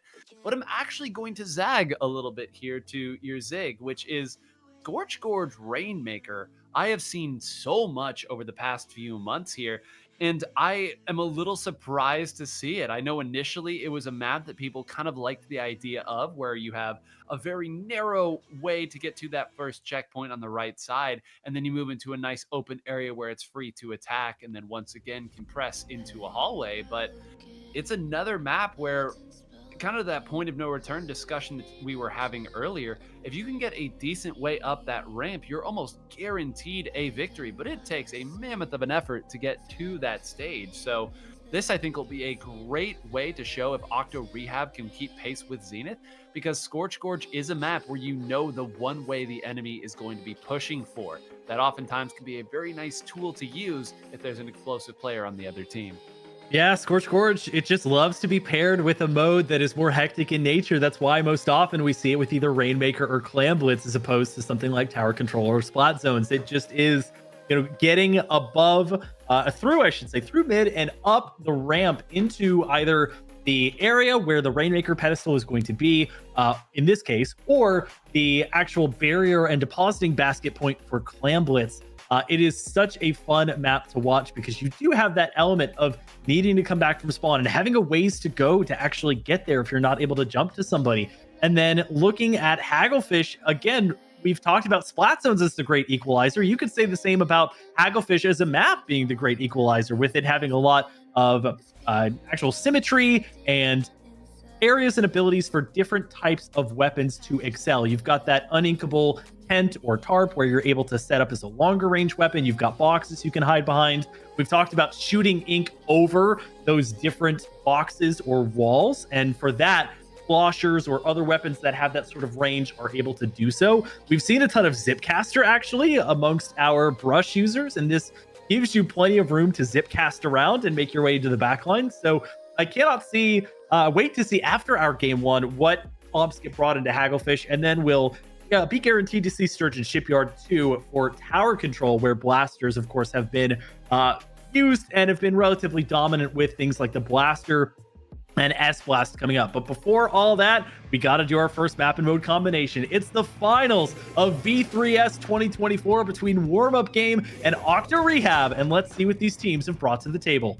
There can be only one, and a Splatana is out, Zach. The vanilla Splatana Wiper. This is a weapon that was so strong at the start of Splatoon 1. It is a weapon that is incredibly difficult to pin down, and you can go in and attack and be very distracting. Already one going to go down, runs right into a brush, which is not a great matchup for that weapon. But this is a much more survivable weapon than some of the others that Zenith has been playing. And right now, I'd say survivability is exactly what they need. What an explosive opening from Octo Rehab. Yeah, Mayo leading the charge there, effectively playing bumper cars to get a delayed triple, and that's going to allow them to break through that checkpoint early on. They actually use the Booyah Bomb as well to help them break the Rainmaker shield, which is going to give them some passive ink on top of that, but they may have overextended, at least in the case of the brush. Warm-up game able to get a pick there, and Luca and the rest of the team trying to make sure that that Rainmaker does not get picked up, and in best case, we'll just reset back to spawn with no harm done. The Tri-Strike is going to come out on the side of Octo Rehab as a bit of retaliation there, but it's not going to really cause that much harm, and the middle ground state here does remain in favor of Octo Rehab, despite Warm-Up Game finally having a chance to get set up, including Neville, who's got that high ground with the Splat Charger. Oh, and I'm not even sure that A4 Love meant to grab it right here. Looked like it was a fight in the center of the map, and they accidentally fell on it there. That really breaks it all up. Zenith can close that one out to make sure nothing could be done. no funny business this time, but getting through that first checkpoint earlier, Zach, that really changes the dynamic of what this game is. Warm-up game, as they're moving forward and attacking, have to be very careful. Any counter push can create some big points scored on the other side as Mayo got behind, and that may have been 3 down there by this one brush. Will they grab it? Yes. Swim straight forward there. You don't know where Zenith is, but it doesn't matter. They're not in front of you, so let's go forward and take what points we can. It's now in a dangerous position here. They need to be careful not to run too quickly at it, but they split the difference there on both sides of the nice little inflatable, and a good job there done now once again by Warmup Gang. Yeah, Mayo effectively the great tsunami of Octo Rehab here, just pushing forward here and making sure that they can get as many picks as possible, even unabashedly grabbing the Rainmaker and moving it all the way over to the other side of the map, which you normally would leave to one of your less offensively minded players, as we see some offense coming out from April Love, who gets not 1, but 2 there en route to a 3-down situation for Warmup Game. Octo Rehab setting the stage here as they try to make sure they have enough paint to get through. Throwing some bombs up at the top of the overlook there as A4 Love finally has some room to push effectively into the spawn area of Warmup Game. The Rainmaker carrier does have room to maneuver around, and they'll fall just before the 50-point mark next to where that tactical is set up. But A4 Love has already grabbed it, not going to need to be over there yet again, and it seems like Octo Rehab will content themselves with the lead there, not quite extending upon it, but taking more time away from Warmup Game. Yeah, and I think Warmup Gang, you have to consider that a very successful defense, as Zenith now finally making the case. Going over and trying to close that other one, All for Love running all the way away, but does get closed in upon. I would say that was a good defense, Zach. I think there was maybe a little bit more meat left on the bone, points that they could have gotten there, but they really were waiting to see if the members of Warmup Gang would filter in. They did not fall for it, and instead threw their bombs down, found ways to damage that Rainmaker from safe positions. 54, not a big deal at all. They really only have one defensive resource right now, which is their checkpoint, especially if a couple of them go down to Zenith. They've rotated all the way behind and still get taken out. Zach, this checkpoint might not last very long, and it does not.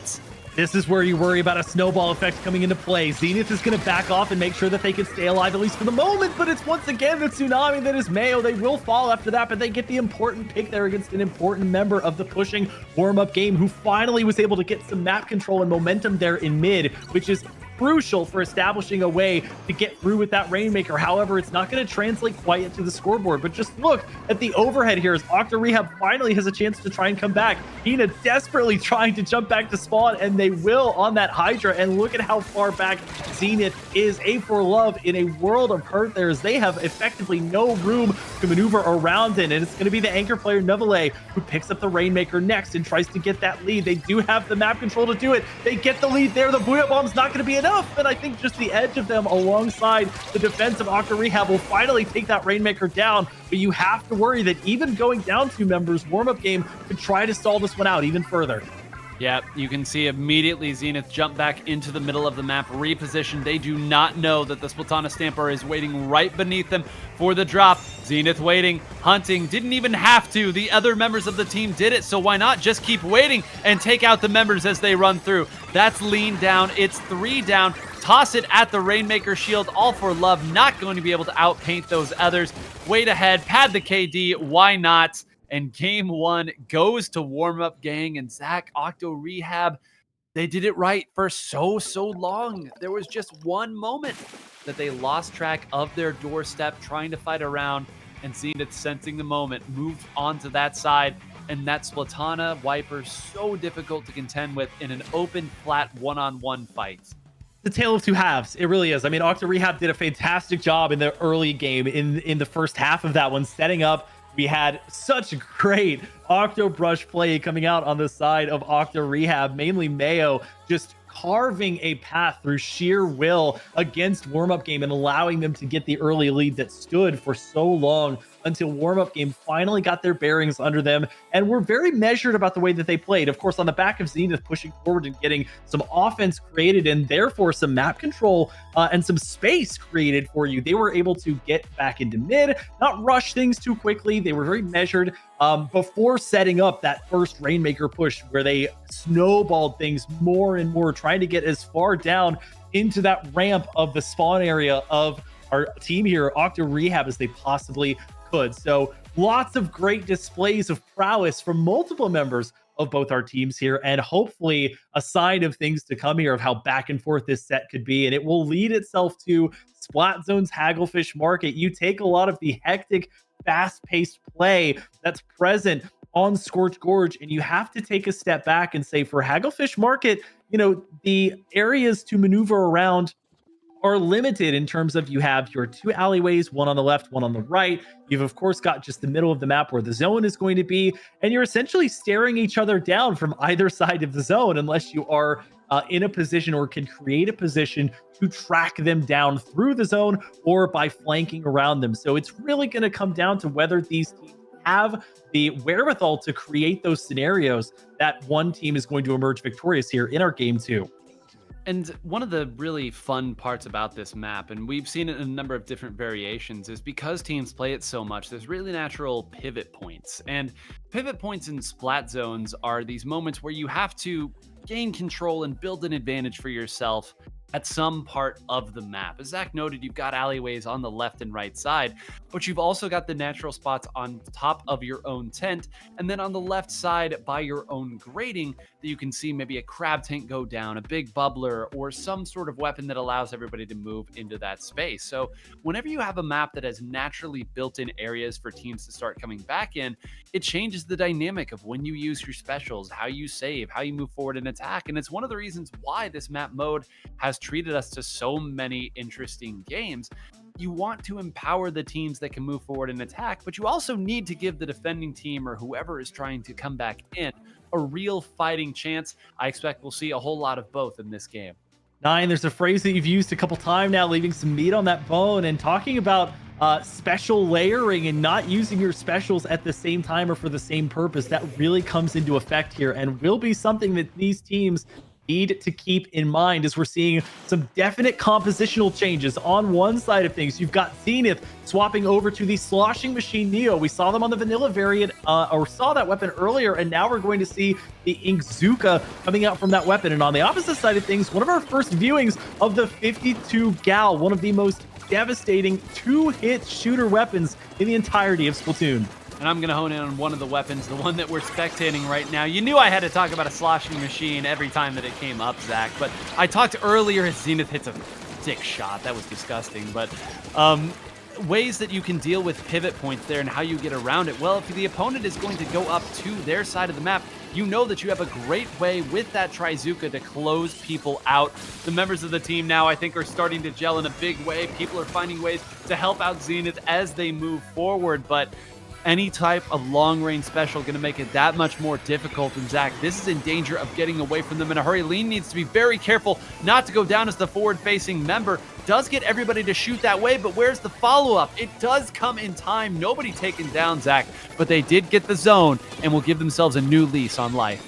Yeah, we have the pleasure of this beautiful overview as it looked like, I think, a double splat there with the suction bomb, and Mayo going to follow that up with the Zipcaster. I was going to mention the overhead of that Ultra Stamp not being able to find anybody and how close they were, but it created the space that they needed. A little bit of a delay in Octo Rehab reclaiming that zone, but they've got such a small penalty that it might not matter so much. And now Mayo gets to do the sharking. They have one member that's going to be spawning in, Novale, and they are going to survive. They're just not going to have the range. An effective delayed 3-down situation forced against an Octo Rehab team that was not looking as powerful in the starting element as they did in game 1, and now many more opportunities for warm-up game on the back of Zenith's Inkzuka there to try and find more ways to push Octo Rehab back into their spawn. And Octo Rehab needs to be very careful of that. 52 Gal took a fight into a 1v2. The 52 Gal good at a lot of things, but not always the best weapon at... Okay, I'm going to cut that short entirely because Mayo got all the way around them and took out 3 members. Go ahead and get that quad. Zenith does get away. It actually gets Mayo,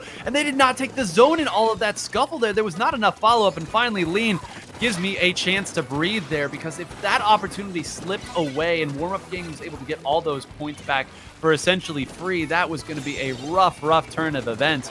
But I will now go back to my original point, which is that with Octo Rehab here, you've got to be very careful not to dive into too much yellow ink. I know it seems like an obvious thing, but even your slaying weapons do need some support. Warm-up game has really started to gel in their team play. You cannot put your blinders on and consider this a team deathmatch style of game. There is an objective in the middle that needs to be addressed. And now the multiple instances here where Octo Rehab is delayed in capturing the zone are starting to pile up here. They are going to be able to take control away from Warmup game, if not give it to themselves for the moment, which they finally do, and are going to have a couple of specials online, but time is not really their friend. Nice splash wall to help make sure that they can try and get their teammate in for them from A4 love here. That's one of the benefits of having that sub in tow. Neville going to try and find a pick there onto Mayo, but just does not have the range and will opt to survive instead as Mayo sees them and is giving them the respect that they need, but that's a big pick taken by Neville against Mayo, one of their hyper-offensive weapons. And now Warmup game may have the opportunity to push as Octo Rehab gets past the 50 point of their zone. And Mayo was the member who was the most forward there, could have sharked and gave people pause. Instead, the other three members had to rotate all the way back, which means the warm-up game could dive right through Neville with the shot of this game to bring this back now. Zenith now on the left side doing their thing. They're going to try to fight this out there as one disconnects from warm-up gang. What a turn of events here now. Another disconnect at this stage in the tournament there. They still have the lead. There is an opportunity, but it's going to be, again, an uphill battle if they want to hold through. I think it's Zenith, Twy, and Neville, the remaining three members in the game for warm-up game. They're going to have to see if they can win this one 3v4. Octo Rehab is about a 30 penalty to chew through as Hina is going to take control atop these boxes with this heavy edit. They're going to be a ways away from building up another tactical core with about 35 seconds left to go, but they do get an important pick on the anchor player there for warm-up game, Neville. They're going to see if they can back Twy off as well, and they will get the pick. Zenith, as a one-man army, cannot do much, and that's a wipeout with 20 seconds to go. Octo Rehab just points away from claiming the lead, and they will. Does warm-up game have anything left in the tank with just 3 players remaining? Neville hit one shot and almost hit a second there. That's all you can ask for given the scenario. Inkvac on the zone to make sure that they can paint it, and they took out an Ultra Stamp that was aiming directly for that. So, can they close it out there? They have it in this point. Would love to see if they can get it over the splash wall. They close it. Zach, is this actually going to happen? They close out Hina. Zenith moving forward. Takes out Lean. That's 3 that have been cycled through. If this Trizuka gets 1 or 2, and they do, this might be enough. Moving forward, they're starting to dive. Another one for Zenith. That's 5 in a row. 6 in a row. Can they close this out? They do. And warm-up gang, they only need 3 because one of them Zenith. Zenith, you animal. I genuinely cannot believe that with 3 players, they were able to close this one out in their favor, cementing their lead as 2-0 and not being afraid of pushing forward despite the disconnect here. So warm-up game, clutching it up on Hagglefish Market. They will retain their set lead and, in fact, come 1 game away from winning the entire virtual Splatoon Summer Showdown here. Such a clutch play and sequence of plays, not just by Zenith, but by the entire team to hold down the fort, get the zone back, and allow Zenith the room to push forward and get the members of Octo Rehab that were desperately trying to come back from spawn and find a way to paint this zone. That overtime is all that they needed. That was maybe their largest hurdle, was the time left on the clock that they needed to force overtime, and the requirement for that, of course, being in control of the zone. They were able to make it happen with just 3, including a charger, which is not the most effective weapon at painting, but they get it done. They secure it in overtime, and as mentioned, 1 game away from winning the inaugural V3S. The avenue through which either they will try to close this out or Octo Rehab will start with a reverse sweep goes to Sturgeon Shipyard for tower control. But 9, what a reflection that we need to take on this crazy game 2. No kidding. And thank you to our production team who peeked into that stream to just pull a nice little screen cap for us, Zach. Zenith, 1,876 points with a slashing machine that does not have a sub weapon that can turf. 23 splats and assists. Only four times was Zenith sent back to the respawn. 23, 4, and 8 Trizukas. I mean, that's as close to perfect as you're going to get in a game like that. And I know a good chunk of those numbers came in seemingly the last 10 seconds of the game, but using every piece of the sloshing machine. Move forward, hit a direct, hit another direct, went over the splash wall of the 52 gal to start that, to take out issues. We apologize for that, and we are actively working on it. But I do want to mention for both teams, I mean, Twee coming away with an 18-7 KAD there with 1,430 points of ink. If that means nothing to you, just know that they were able to survive quite a bit, provide a lot of assists there with their tactical, of which they were able to procure 6 of them in that game, and really paint as much as possible so that Zenith could go forward. And the backbone of all this, Nevule, 9-5 with over 1,100 points of ink turfed on a charger, which is a tough task. Not only that, but getting 4 ink facts and allowing their team to be secure, and even saving Zenith a couple of times that I can remember where they were effectively a sitting duck, dodging back and forth. Here is where the mental fortitude comes into play for Octo Rehab. Are they going to have the wherewithal to make any changes that they need to in order to come through? I liked the ability that they had to get onto, for example, the 52 gal. They had those splash walls being set down that were allowing their teammates to come through. And we are actually in the middle of game 3, so we'll take a look here, Nine, to gather our bearings. Yeah, thankfully we did actually get that stream up a little bit on our end earlier, so I have been watching it here, but the numbers will tell the tale at the top of the screen. This is already very, very dangerous territory. Warm-up game once again storming out to a big lead. We really didn't even get to talk a whole lot about this map mode in particular, but this is a map where the aggressing team has so many resources, because once you push onto your opponent's side of the map, the pit as we aptly call it, you have lots and lots of ways to attack the opponent, lots of room to maneuver. And anytime that happens, you know some of these strong attacking players are going to find a way through. They also got through their first checkpoint very, very early on, which is a big piece of it here. We are about halfway through it as Neville hits a great shot to keep it going, but Octo Rehab desperately needs to find some answers. Wow, Nevile's putting on a clinic there. Not only am I surprised that they got those 2 splats, but just surviving when they were being attacked from those grates atop that drop-down area is astounding to me, that they just had enough ink to maneuver past it, get back to mid, and then get the snipe that they needed. Zenith, of course, helping on the offensive side of things. They've got the ink fact, but it's 3 down. Was that a bomb or something else that caused such carnage? Effectively a delayed wipe that will stop this push at 28. Reminder, folks, there are only 2 checkpoints this time on this tower control map instead of 3, so they only have to get past a couple in order to make things work. They are not able to fully get past that second checkpoint, so warm-up game, should they get back to the 28 mark, they will need to go through that entire checkpoint, as Octo Rehab on the opposite side of things starts to get that map control back. And I will call out Lean going to be on that Tri-Slosher Devo. That's going to help ensure that they still have a tactical through all this. Yep, and it's going to be absolutely necessary here with the way that Neville is sharp shooting their way around here, though. As I call it out, commentators Ultra Curse, of course, gets taken out there. Could not squid roll through all of that damage here. This is really the spot that you need to clear out. Mayo waits just long enough for that second dive. They did enough using their specials to make all this opening. I'm wondering who got behind them to close this out. I thought for sure they were going to get through that checkpoint, Zach, but that was 3 specials, no checkpoint, and they might actually have to move backwards at this point.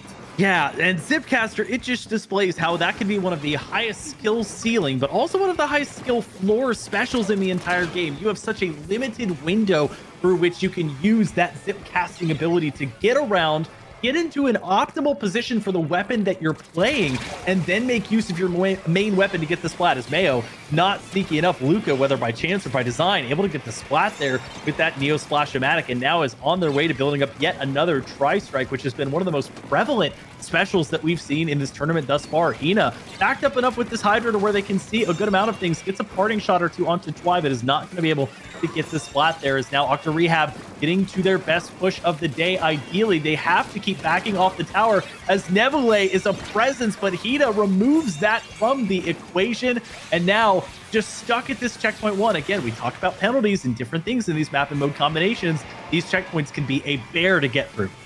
And once again, they're not going to be able to do it. Mayo gets behind and might do it, but that's all the checkpoint process reset. And Zach, we're already the last 10 seconds of this game. I looked away because we started halfway through it here. All for Love gonna try to make it happen here, but you're not gonna have a prayer when this is what awaits you. The triple ink strike, 3 down, a wipeout, and Warmup gang 3-0 in the grand finals of the V3S. And Zach, I think as a team, they got so much better throughout the sets. In that first one that we saw, it was the Zenith show. And in the second set we saw, it was the Zenith show with a few cameos. By the end there, Neville hitting the shots, Luca clearing out some of those positions. They really figured out how to gel as a squad, what worked best together, and they are rewarded with the first championship, Zach. There's only one first time.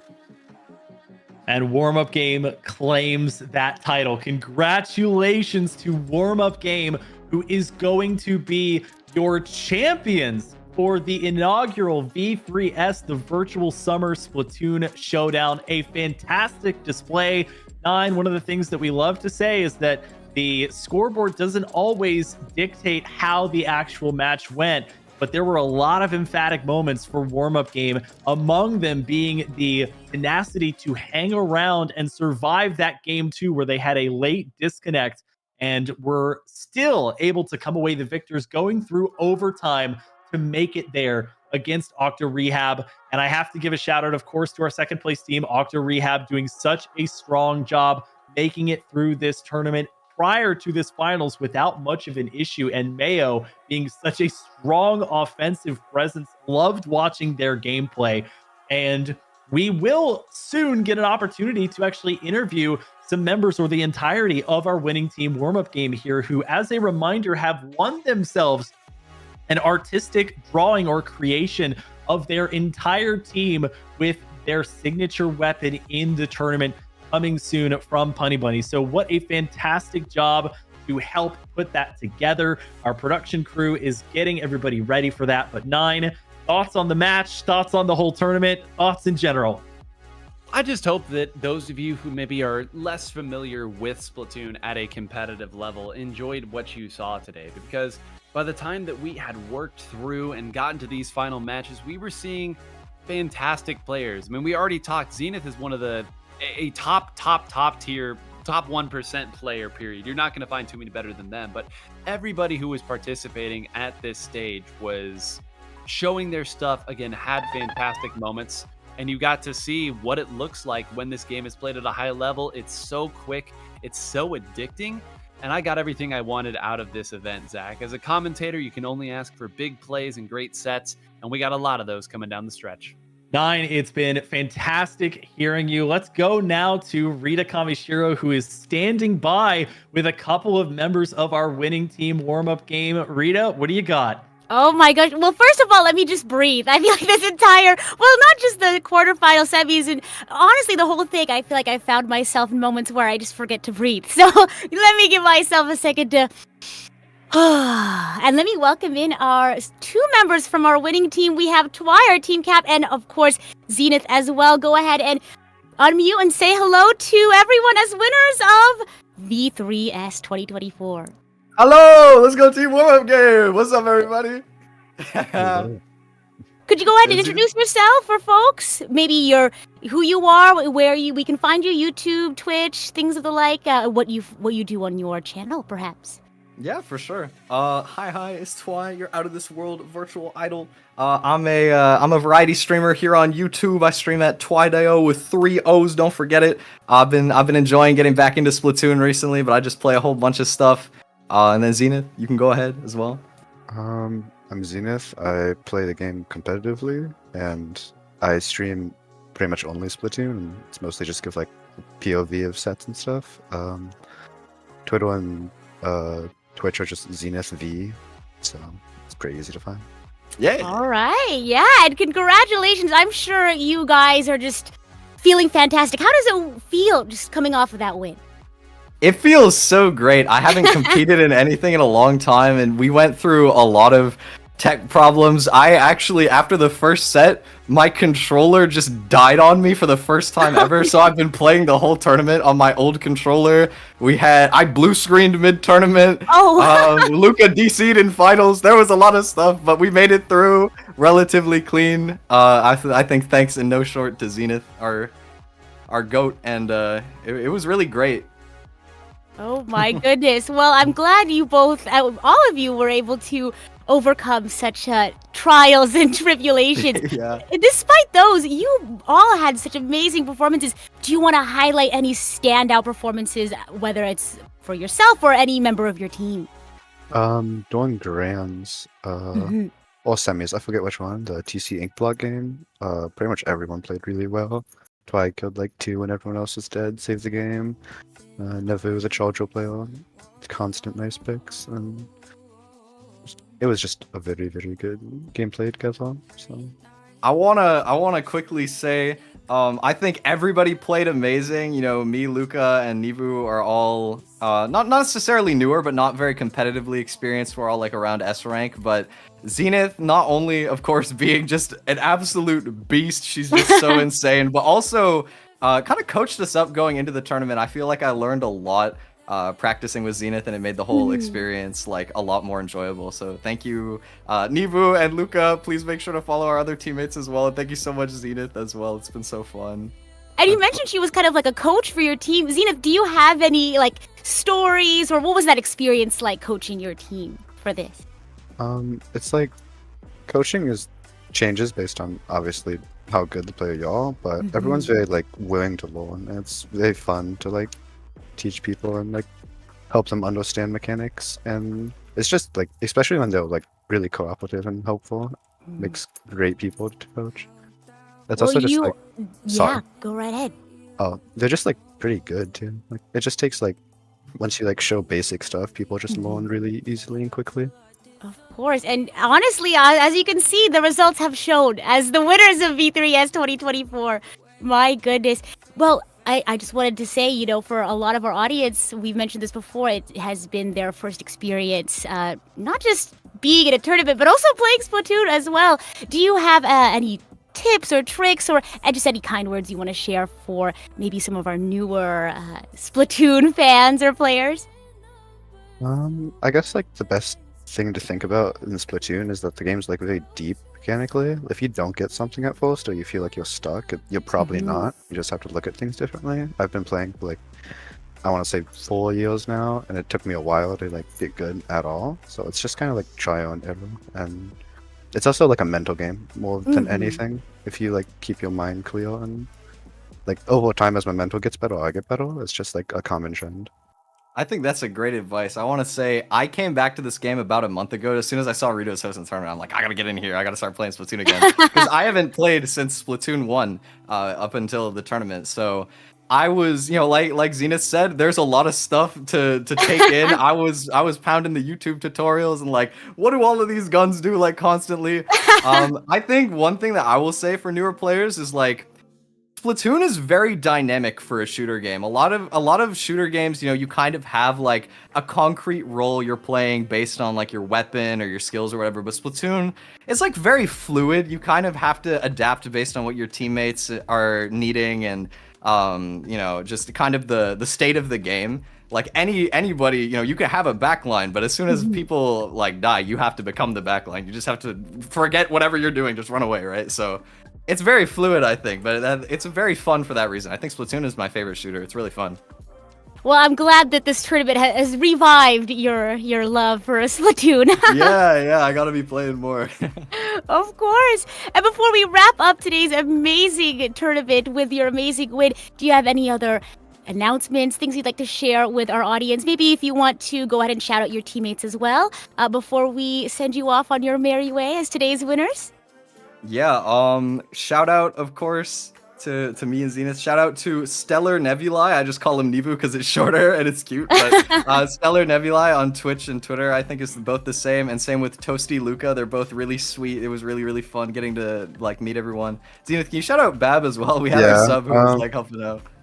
So played a few games, just subbed when we had all the technical issues. He's awesome. He's like just Babzie, Babzie on socials and such. He's really good. Fun Thank player. you, Bab, for covering me when everything just died. And for the soundboard in the group chat, it was so funny. Well, I think that's it. fantastic. Thank you all so very much. And of course, be sure to check out the YouTubes, Twitches, all that good stuff for our winning team, and as well as all of the fantastic creators we've had here today. Twi, Zenith, and the rest of Warmup Game, thank you so much for being here, and thank you so much for all of your awesome plays. Thank you. Thank you so much. Alrighty. And with that, unfortunately, I do have to say that is the end of V3S 2024, our very first year of Virtual Summer Splatoon Showdown.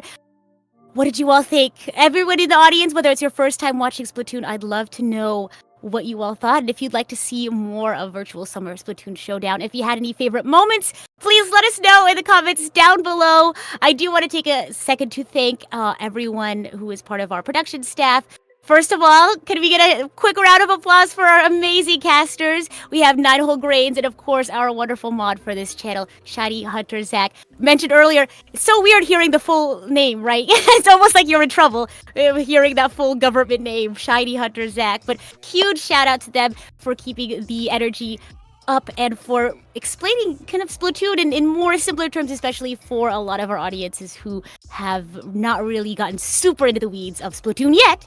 Right, keyword is yet. Hopefully today you found that inspiration to dive more into Splatoon, whether it's just hanging out with friends on voice call, or if you also want to dive into competitive Splatoon as well. Huge shout out to our tournament graphics designer, Ellie. She did an amazing job. Be sure to check out her information down in the description down below if you also need your own tournament graphics as well. Huge shout out to our restreamer CKK as well, and our TOs, Skep and Vapor. And if there's nothing else, I believe that is all from me. If you're new to my channel, I'm Rita Kamishiro. I do occasionally stream Splatoon sometimes, and I know today I'll definitely be doing some Splatfest theme park, that's for sure.